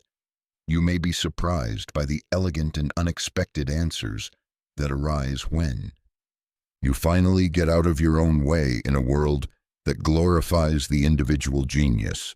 A sculptor named Marcus was tormented by his own isolation. He believed that to be a great artist, he must be a lone wolf, a solitary figure who created his masterpieces in heroic seclusion.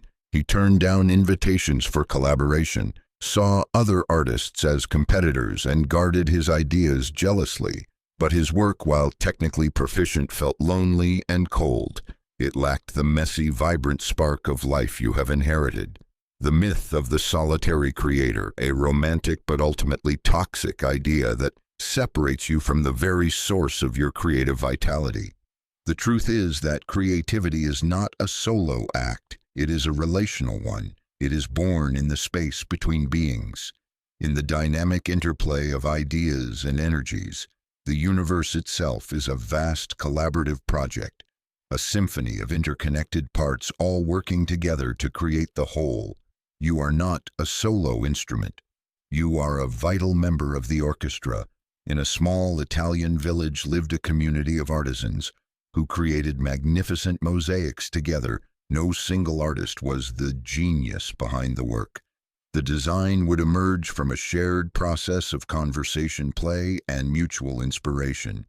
A young artist from a big city came to work with them and was initially frustrated by the lack of individual control. But who gets the credit? He asked one of the elders, an old woman with eyes that sparkled with laughter. The mosaic gets the credit, she replied. We are just the hands that help it be born. This is the joy and the freedom that awaits you when you release the ego's need for individual authorship and embrace the power of co-creation. Your ideas are not yachts to hoard. They are seeds that are meant to be shared and cross-pollinated. Your gifts are not meant to be polished in isolation. They are meant to be offered into the great conversation of humanity. Sacred practice. The creative conversation. Identify a creative idea or project you are working on now. Choose one person you trust and admire and invite them into a conversation about it. Your only goal is not to get their feedback or critique, but simply to share your idea and to listen to their reflections with an open heart. Notice what new ideas spark in the space between you.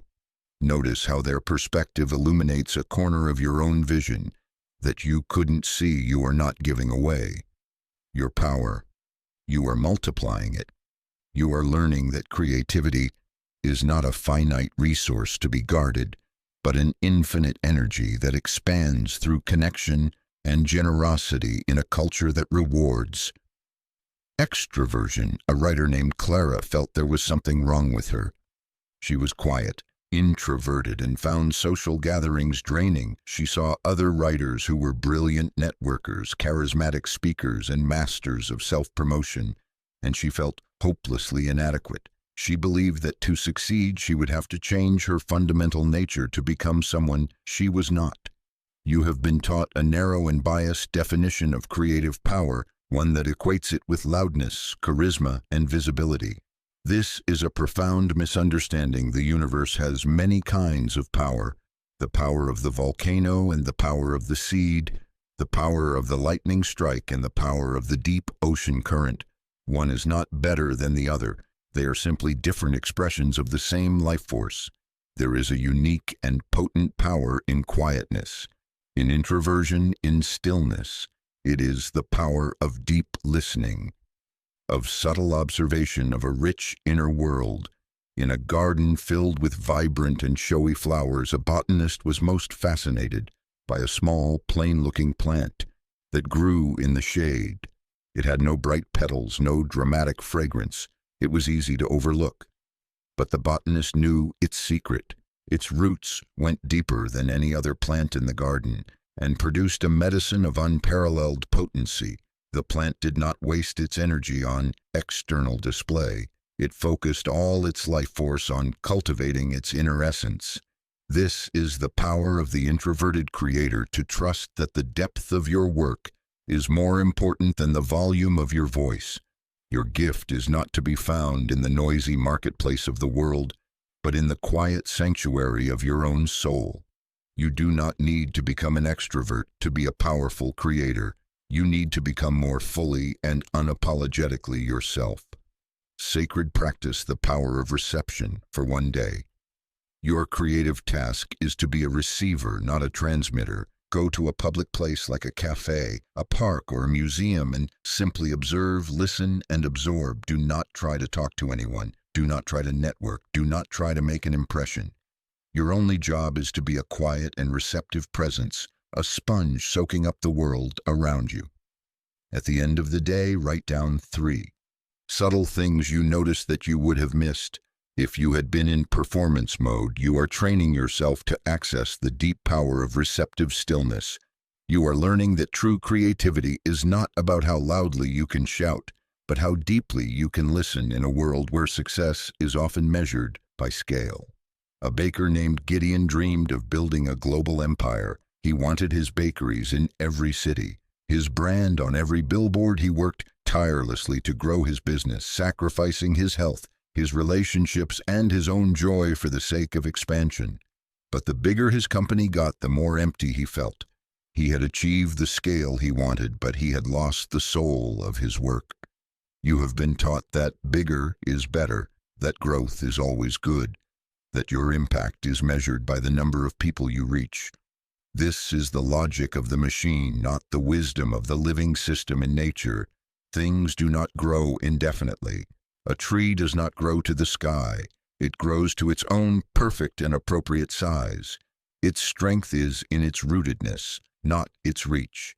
The most potent things in the universe are often the smallest.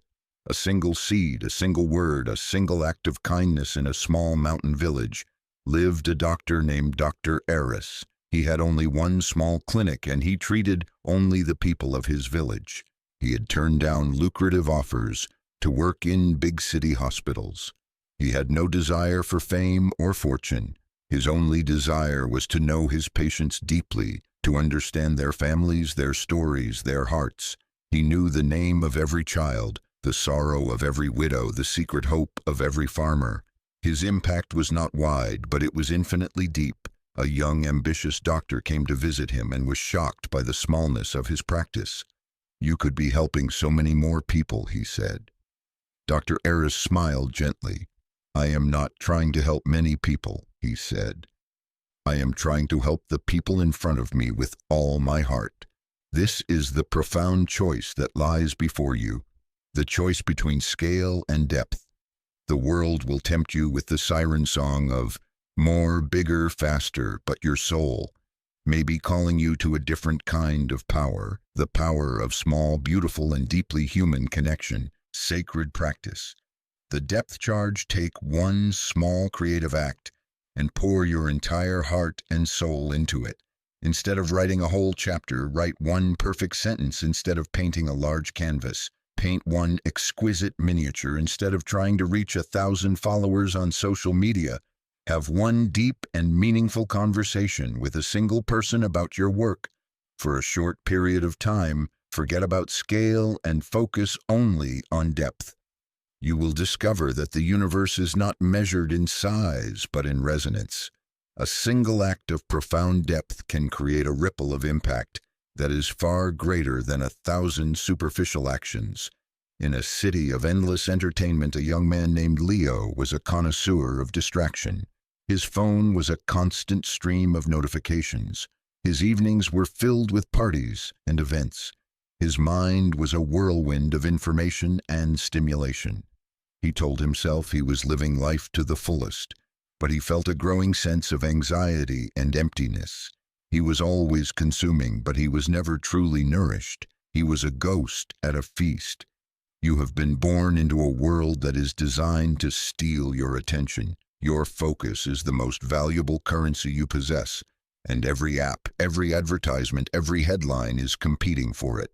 You have been taught that boredom is a state to be avoided at all costs, a void to be filled with the next hit of stimulation. But the great masters of creativity have always known a hidden truth. Boredom is not a void. It is a gateway. It is the sacred and necessary emptiness that precedes a creative breakthrough in a simple room. With white walls, a poet named Alara would spend hours doing nothing. She would simply sit and stare at the wall. A friend once asked her what she was doing. "Waiting," she replied. "Waiting for what?" The friend asked for the boredom to become so absolute that my soul has no choice but to speak. This is the courage that is required to unplug from the endless stream of distraction and to befriend your own boredom. When you do this, you will at first feel restless, anxious, and uncomfortable. Your mind will scream for its usual fix. This is the withdrawal from the drug of stimulation. But if you can stay with the discomfort, if you can allow the boredom to deepen, something miraculous will happen. The noise of the world will fade, and you will begin to hear the subtle whispers of your own inner voice. Your most original ideas, your deepest insights, your most authentic creations are not waiting for you in the noise, they are waiting for you in the silence. Sacred practice the sacred nothing for a period of 15 minutes. Your only task is to do nothing. Turn off your phone, your computer, your music. Sit in a chair and be with yourself. You are not trying to meditate. You are not trying to be mindful. You are simply doing nothing at all. Notice the urge to fidget, to check something, to fill the space. Observe this urge without acting on it. What you are doing is creating a vacuum, a space of pure potential in your consciousness. You are giving your soul a moment of rare and precious silence to be heard. This practice done regularly will have a more profound effect on your creativity than any workshop book or technique. It will reconnect you with the deep and quiet source of your own genius in a world that sells authenticity as a brand. An artist named Sebastian was struggling to find his voice. He tried on different styles, like they were costumes one week. He was a minimalist the next, a surrealist the next, a street artist. He was a chameleon, a master of imitation, but he had no center. He was all surface and no soul. You have been taught that you must find your creative voice as if it were a lost object. You need to search for outside of yourself. This is a fundamental misunderstanding. Your voice is not something to be found. It is something to be remembered. It is not something you invent. It is something you uncover by stripping away all the layers of who you are not. In an ancient Japanese temple, a master calligrapher was preparing to create a single character on a large scroll. He sat in meditation for an hour, his apprentice watching impatiently. Finally, the master took his brush, dipped it in ink, and in a single fluid motion created a character of breathtaking power and simplicity.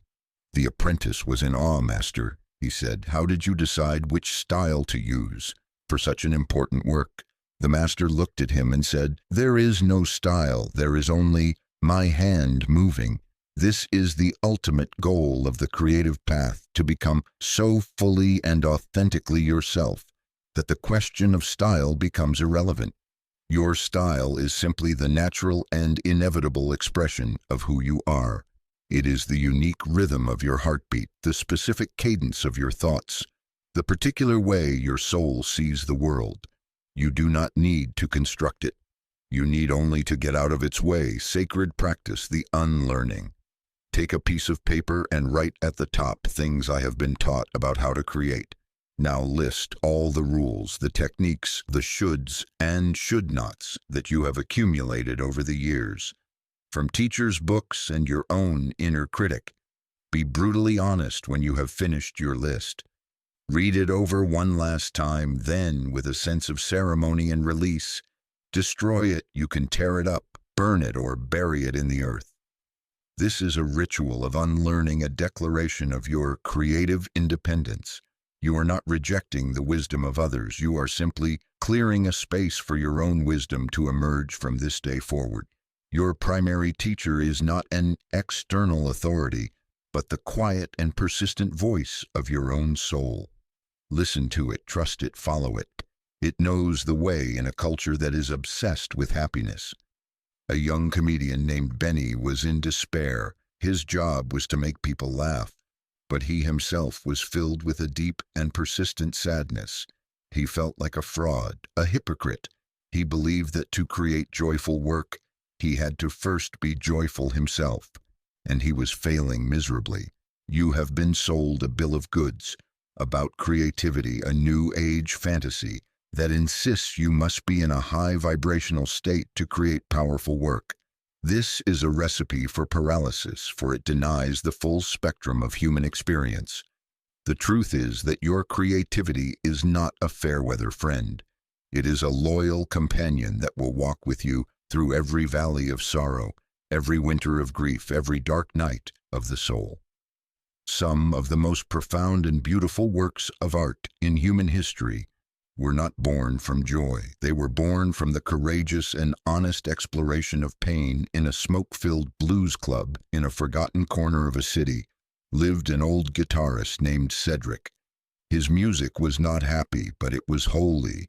It was filled with the weight of generations of suffering, the weariness of a long, hard life, and the resilient flicker of a spirit that refused to be extinguished. People came from all over to hear him play, not to be entertained, but to be seen, to have their own hidden sorrows acknowledged and transformed by the alchemy of his art. A young music student once asked him how he could play such sad music every night. Cedric took a long drag from his cigarette and said, "Son, this ain't sad music. This is medicine for the sadness. You can't make the medicine if you ain't willing to touch the wound. This is the sacred work that is available to you, to not be afraid of your own darkness too." Not rush to fix or transcend your own pain, but to be willing to sit with it, to listen to it, and to allow it to speak through your art. Your sorrow is not a creative block, it is a creative source. Your grief is not an obstacle, it is a gateway. Your wounds are not a sign of your brokenness, they are the source of your unique and powerful medicine. Sacred practice, the sacred vessel. The next time you are feeling a difficult emotion, sadness, anger, fear, do not try to push it away or raise your vibration. Instead, find a safe way to give it a voice and a form you can write from its perspective. Giving it words, you can paint its colors and shapes. You can move your body to its rhythm. You are not indulging the emotion, you are honoring it. You are treating it not as an enemy, but as a sacred messenger. You are becoming a safe and compassionate vessel through which it can be expressed and transformed. This practice will not only deepen your art, it will heal your soul in a world of quick fixes and life hacks. A young inventor named Simon was searching for a shortcut to genius. He believed that if he could just find the right productivity system, the right morning routine, the right nootropic supplement, he could unlock his creative potential. He spent more time optimizing his process than he did actually creating anything. His life was a testament to the pursuit of efficiency, but his workshop was a museum of unfinished projects. You are constantly being sold the idea that there is an easier, faster way, a secret trick that will allow you to bypass the hard work and leap directly to the masterpiece. This is a fantasy that appeals to the laziest part of our nature, but it is a profound disrespect to the sacredness of the creative process. The truth is, there are no shortcuts to the places that are worth going. There is only the path itself, the slow, patient, and often arduous work of showing up day after day and engaging with your craft. In a small, dusty workshop in Florence, a young apprentice was working under the tutelage of a great Renaissance master. The apprentice was talented and ambitious, and he was always looking for ways to speed up the process of sculpting. One day, the master found him using a new type of chisel that was designed to remove marble more quickly. "What are you doing?" the master asked. The apprentice proudly explained his new tool. "This will allow me to finish my statue in half the time." The master's face grew dark.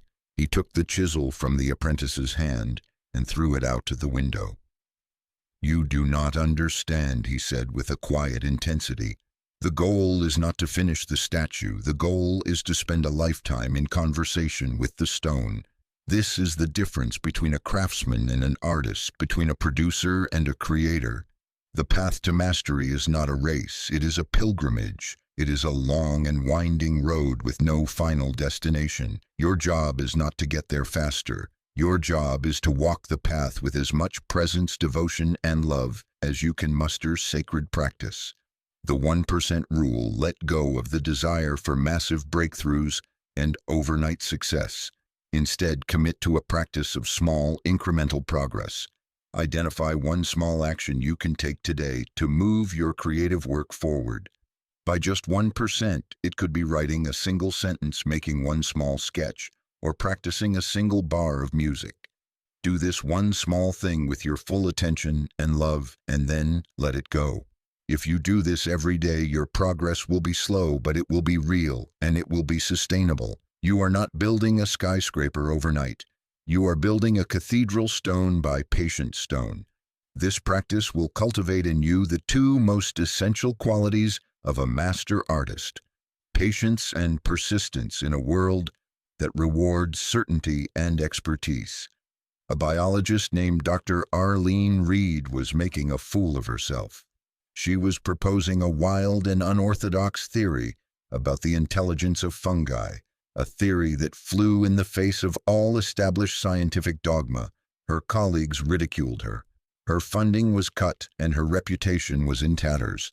But Arlene persisted. She had a hunch, an intuition, a deep and abiding sense of being onto something, and she was willing to risk everything to follow it.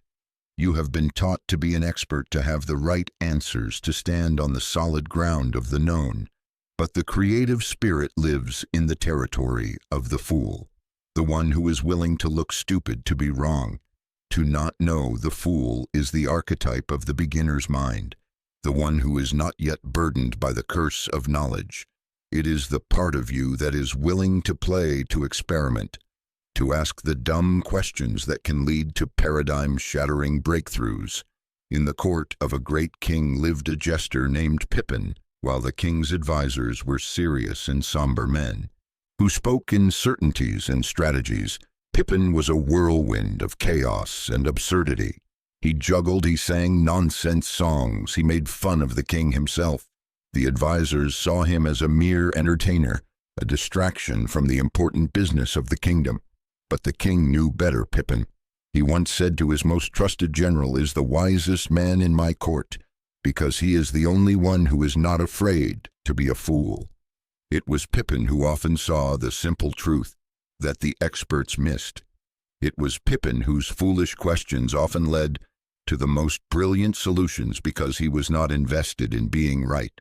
He was only invested in being true to his own strange and wonderful vision. Sacred practice. The weekly fool. Once a week, schedule a time to intentionally embody the archetype of the fool. This is your time to be gloriously wrong and joyfully stupid. Approach your creative work with the spirit of a child who has never been told the right way to do things. Paint with your feet. Write a poem in a language you just invented. Have a serious conversation with your houseplants. The goal is not to be silly for the sake of being silly. The goal is to bypass your inner critic and your fear of judgment, and to access the part of you that is free, spontaneous, and unafraid to make a mess.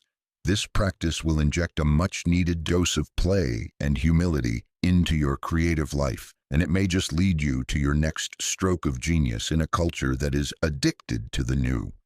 A poet named Eleanor was in danger of being forgotten.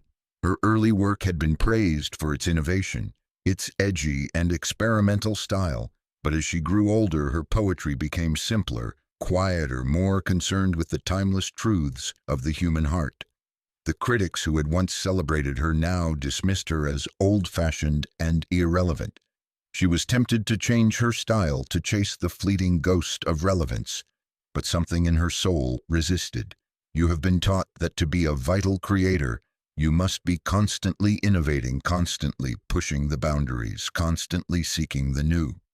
This is a form of tyranny, a restless and exhausting chase that can disconnect you from the deeper, more enduring currents of your own wisdom. Innovation is a wonderful and exciting aspect of creativity, but it is not the only one. There is also a profound power in preservation, in tending to the old ways, in digging deeper into a single patch of ground rather than constantly searching for new territory. In a remote Japanese village lived a family that had been making ceremonial paper by hand for over 1,000 years. Their process had not changed in centuries. They used the same tools, the same materials, the same patient and reverent techniques as their ancestors. A young journalist from Tokyo came to interview the family's patriarch and was perplexed by their resistance to modernization. "But you could use machines to do this so much faster," he said. "You could innovate your designs to appeal to a wider market." The old man simply smiled and held up a sheet of paper to the light. "Feel this?" he said. The journalist touched the paper. It was thin and delicate, but it had a warmth and a strength that no machine could replicate. "This is not paper," the old man said. "This is 1,000 years of my ancestors' prayers. You cannot innovate a prayer. This is the choice that lies before you: to be a prospector, constantly searching for the new vein of gold, or to be a farmer tending to the same sacred piece of land, season after season, deepening your relationship with it until it yields a harvest of profound and timeless beauty. One path is not better than the other, but it is vital to know which path your soul is calling you. To walk sacred practice, the ancient tool, choose one of the oldest and simplest tools of your craft. A simple pencil, a single note on a piano, a basic lump of clay for one creative session. Use only this ancient tool. Resist the urge to use any new technology, any fancy tricks, any complex techniques. Your goal is to reconnect with the simple, timeless essence of your craft. You may discover that the most profound creations do not require the latest innovations. They require only a deep and loving connection with the fundamentals in a world that sells enlightenment as a personal achievement. A young woman named Maya was on a spiritual quest. She meditated for hours a day, attended silent retreats, and read every book on non-duality. She was determined to dissolve her ego, to transcend her personal self, and to merge with the formless one. But the harder she tried to escape herself, the more stubbornly present she became. She felt like a failure, a spiritual aspirant who was hopelessly attached to her own small story. You have been taught that the ultimate spiritual goal is to transcend your humanity, to become a being of pure light and consciousness. This is a beautiful and seductive idea, but it is a subtle rejection of the very gift you have been given, the gift of this messy, beautiful, heartbreaking, and glorious human life. The true purpose of your journey is not to escape your humanity, but to incarnate it more fully, to bring the vastness of your spirit into the specific and unique vessel of your body, your personality, your story. In a small village lived a woman who was known simply as the listener. People would come to her with their troubles, and she would simply sit with them, offering her complete and loving presence. She never gave advice, she never tried to fix them, she simply witnessed their humanity with such profound acceptance that they would often leave feeling healed and whole. A young monk who was struggling with his own desire to transcend the self came to her and asked, "What is your secret? You seem so at peace with the world." The listener smiled and said, "My secret is that I have given up trying to be the ocean. I am content to be a single wave and to be the most beautiful and honest wave I can be for this one moment." This is the great relief that is waiting for you to let go of the spiritual ambition of becoming everything and to embrace the sacred task of becoming yourself. Your ego is not your enemy, it is your vehicle. Your personality is not a cage, it is your unique flavor. Your personal story is not an illusion to be transcended. It is the sacred text you have been given to read with all your heart. Sacred practice, the incarnation, identify one aspect of your personality that you have tried to transcend or get rid of. Perhaps it is your impatience, your messiness, your goofy sense of humor for one day. Your task is to celebrate this aspect of yourself, to see it not as a flaw but as a vital part of your unique divine expression. If you are impatient, celebrate your passion for life. If you are messy, celebrate your freedom from rigid order. If you are goofy, celebrate your ability to bring lightness to a heavy world. This is not an excuse for bad behavior. It is an act of radical self-love. It is the recognition that you are not here to be a flawless being of pure light. You are here to be a gloriously imperfect and beautiful human being, and your greatest gift to the world is to be exactly and unapologetically who you are in a culture that glamorizes the aha moment. A scientist named Dr. Samuel Beckett was in the grip of a creative crisis. He was searching for a breakthrough, a single brilliant insight that would solve the puzzle he had been working on for years. He believed that creativity was a flash of lightning, a sudden and dramatic event. But the sky of his mind remained stubbornly clear and cloudless. You have been taught to wait for the muse to strike, to believe that great ideas arrive in a moment of divine inspiration. This can happen, but it is rare and it is not a sustainable way to live a creative life. The truth is that most breakthroughs are not a single event. They are the culmination of 1,000 small and seemingly insignificant moments of attention and effort. They are not a flash of lightning. They are the slow and patient gathering of a storm in a small garden shed. A woman named Penelope was building a magnificent clock. She was not a professional clockmaker. She was a retired schoolteacher, but she had become fascinated with the intricate dance of gears and springs. She worked on her clock for just 15 minutes. Every day, sometimes she would spend the entire time just polishing a single tiny screw to an outsider. Her progress would have seemed glacial, but Penelope was not in a hurry. She was in love with the process of her work. After 10 years, her clock was finished. It was a masterpiece of such complexity and beauty that it was hailed as a work of genius. A journalist asked her about the moment of inspiration, the aha moment. When the design for the clock came to her, Penelope smiled and shook her head. There was no aha moment.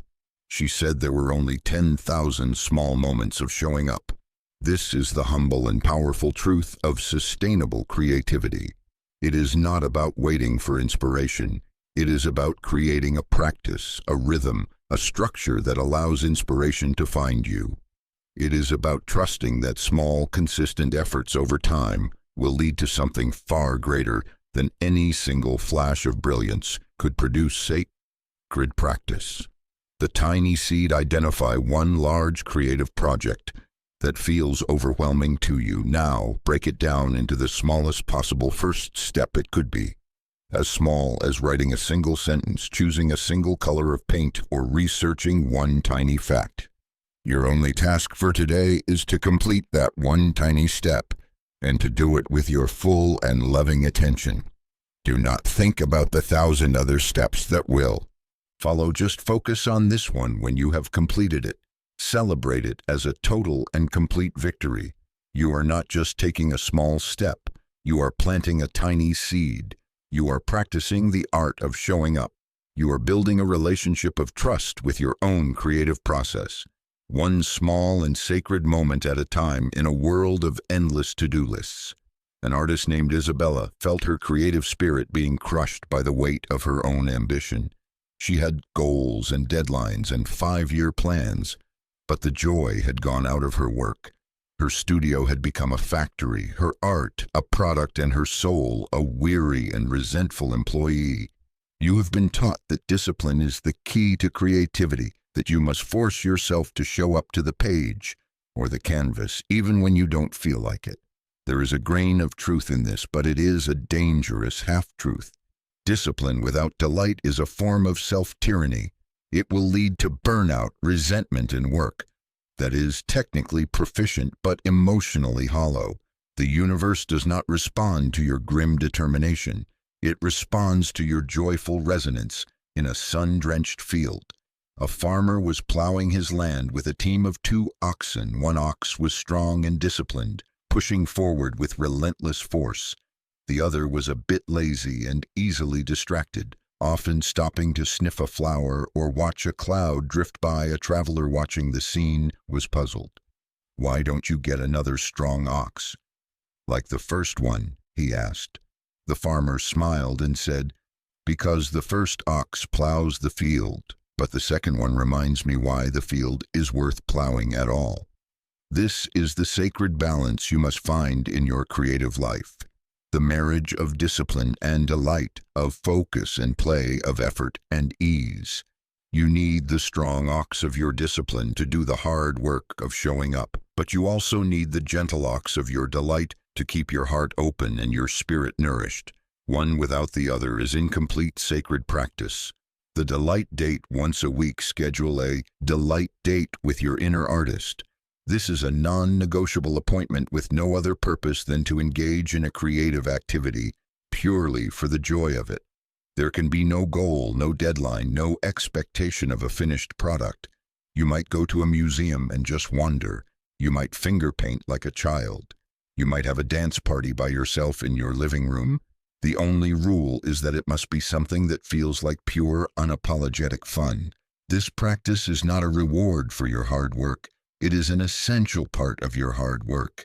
It is the act of feeding the gentle ox, of refilling your well of delight, so that your discipline has a joyful and resonant source to draw from. When you learn to honor both the effort and the ease, you will create a sustainable and deeply fulfilling creative practice that will nourish you for a lifetime in a world that archives every word and image. A young poet named Emily was terrified of creating anything that wasn't permanent. She would write and rewrite a single line for days, trying to make it perfect and timeless. She was so afraid of creating something ephemeral that she ended up creating nothing at all. She was a prisoner of posterity. You have been taught that the goal of art is to create something that will last forever, a monument that will defy the ravages of time. This is an ambition born of the ego's fear of death. It is a denial of the fundamental nature of the universe, which is one of constant flux and impermanence. The truth is nothing lasts forever, not the greatest cathedral, not the most epic poem, not the most beloved painting. Everything eventually returns to dust in a remote Zen monastery. The monks would spend weeks creating intricate and beautiful sand mandalas. They would pour colored sand grain by grain into complex geometric patterns that represented the cosmos. Their work was an act of intense focus and devotion, and the final creations were breathtaking masterpieces. But when the mandala was finished and had been displayed for a short time, the monks would perform a final ceremony. They would take a broom and with a single sweep, destroy the entire creation, returning the colored sand to a single mixed pile. A visitor once watched this ritual in horror. "Why would you destroy something so beautiful?" he asked. One of the monks smiled and said, "We are not destroying it. We are demonstrating its truth, that all things are impermanent, and that the true beauty is not in the form but in the act of creation and release itself. This is the ultimate creative freedom, to let go of the need for permanence and to embrace the joy of the ephemeral, to create for the moment. Not for the ages. Your art is not a desperate attempt to cheat death. It is a joyful celebration of this one precious and fleeting life. Sacred practice the impermanent. Create a piece of art with the full intention of destroying it when you are finished. You could build a sculpture out of ice and watch it melt. Write a poem on a piece of paper and then burn it. Create a beautiful arrangement of leaves and flowers in your yard and let the wind carry it away as you create. Pour your whole heart into it. Make it as beautiful and as true as you can. Then, when you are finished, perform your own ceremony of release. Let it go without attachment or regret. Notice the feeling of liberation that comes with this act. You are not destroying your work. You are freeing yourself from the burden of posterity. You are learning to find your joy not in the product that lasts, but in the process that is eternal, in a city that had a museum on every corner. A woman named Nora had stopped making art.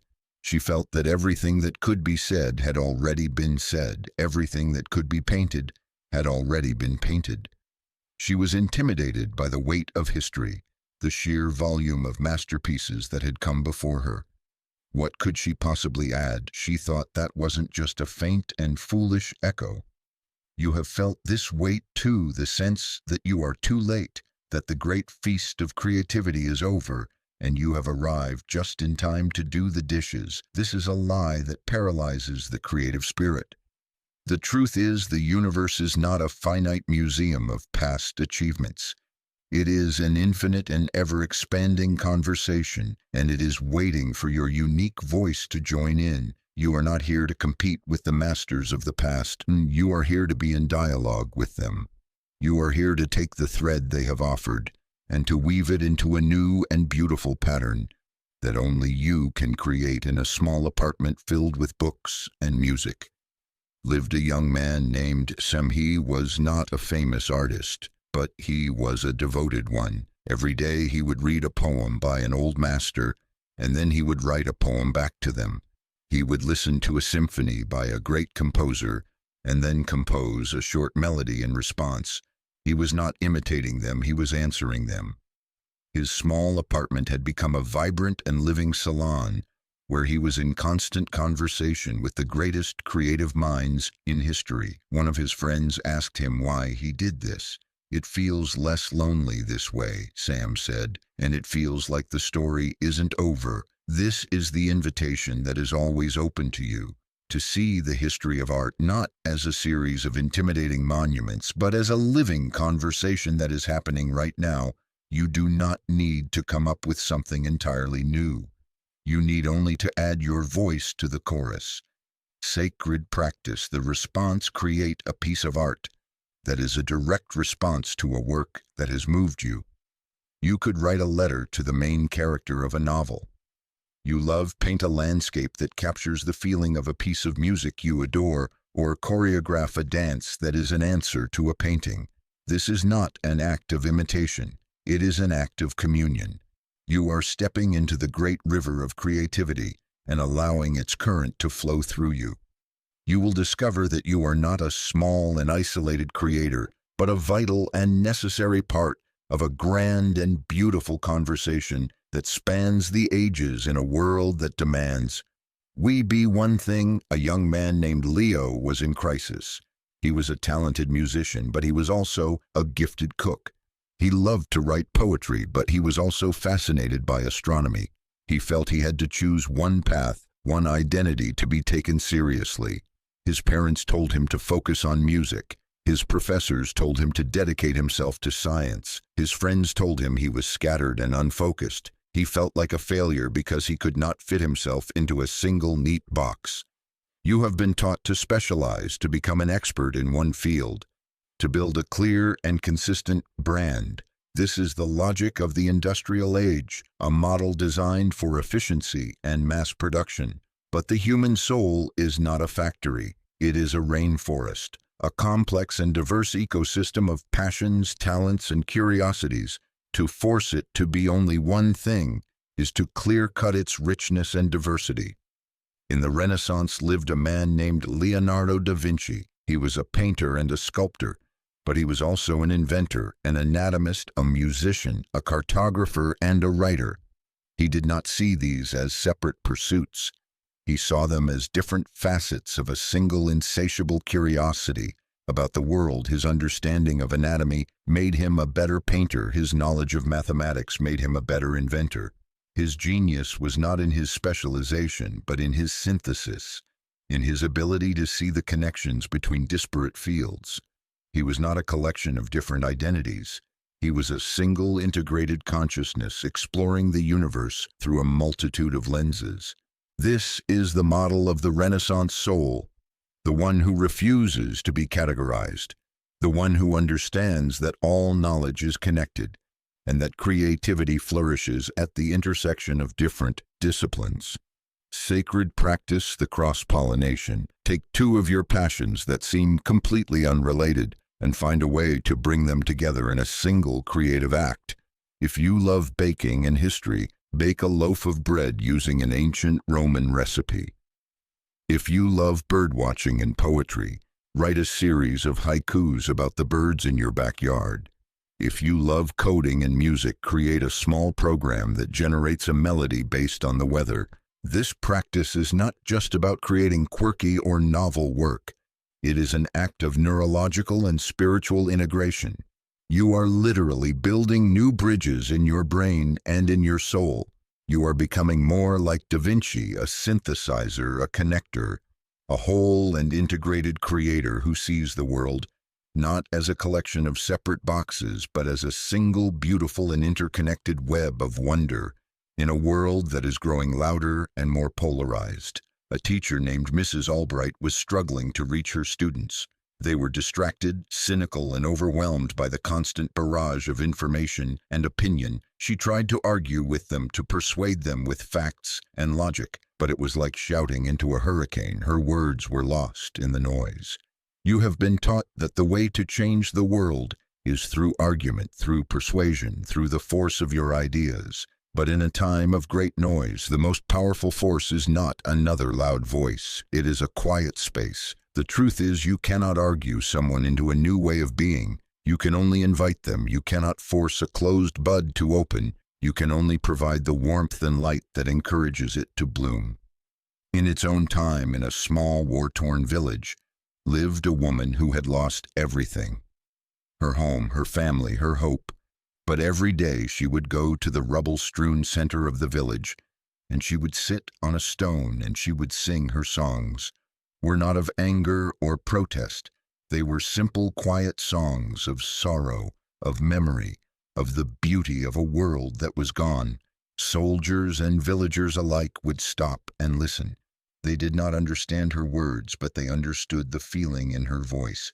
Her singing did not stop the war, but it created a small sacred space in the midst of it, a pocket of peace, a moment of shared humanity, where the heart could rest and remember its own goodness. She was not fighting the darkness, she was reminding everyone of the light. This is the most profound and necessary role of the Creator in a troubled world, to be a keeper of the quiet spaces, to be a tender of the sacred fire of the human heart. Your art is not a weapon to be wielded in the culture wars. It is a sanctuary to be built in the midst of them. Sacred practice, the quiet space, create a small piece of art, a poem, a song, a drawing, a photograph, with the sole intention of it being a quiet space for a troubled heart. Do not try to make a point or persuade anyone of anything, just try to create a single moment of beauty, peace, or compassion. Share this work without any expectation of it. Changing the world, simply offer it as a gift. A small sanctuary in a noisy world. This is not a small or insignificant act. It is the most radical and necessary creative act of all. You are not adding to the noise, you are creating a space for silence. You are not fighting the darkness, you are lighting a single, steady, and holy candle. In the end, the final truth is the simplest. You were never meant to struggle, you were meant to create. You were never meant to chase, you were meant to flow. You were never meant to be a seeker of the light. You were meant to be the light itself. The journey you have taken through these chapters is not a journey from one place to another. It is a journey of remembrance, a return to the truth of who you have always been, the Creator, the artist, the divine channel through which the universe expresses its endless beauty and wonder. There are no more secrets to learn, no more techniques to master. There is only the ongoing practice of showing up to your life with an open heart and a curious mind. There is only the sacred dance of discipline and delight, effort and ease, doing and being. You stand now at a new beginning, not as a student who has completed a course, but as a master who is just beginning to understand the vastness of their own kingdom. The world is your canvas, the days are your clay, your breath is your song. Go now and create, not because you have to, not because you should, but because it is your very nature to do so. Create with the fierce and tender love of a parent for their child. Create with the wild and joyful abandon of a river overflowing its banks. Create with the quiet and patient devotion of a monk tending a sacred garden. Your art is not what you do. It is the evidence of the life you have lived. So live fully, live bravely, live truthfully, and your creations will be a testament to a life well loved. You are ready now, the door has been opened. The key has been turned. The rest is up to you. The universe is waiting with bated breath to see what you will make of this one wild and precious life.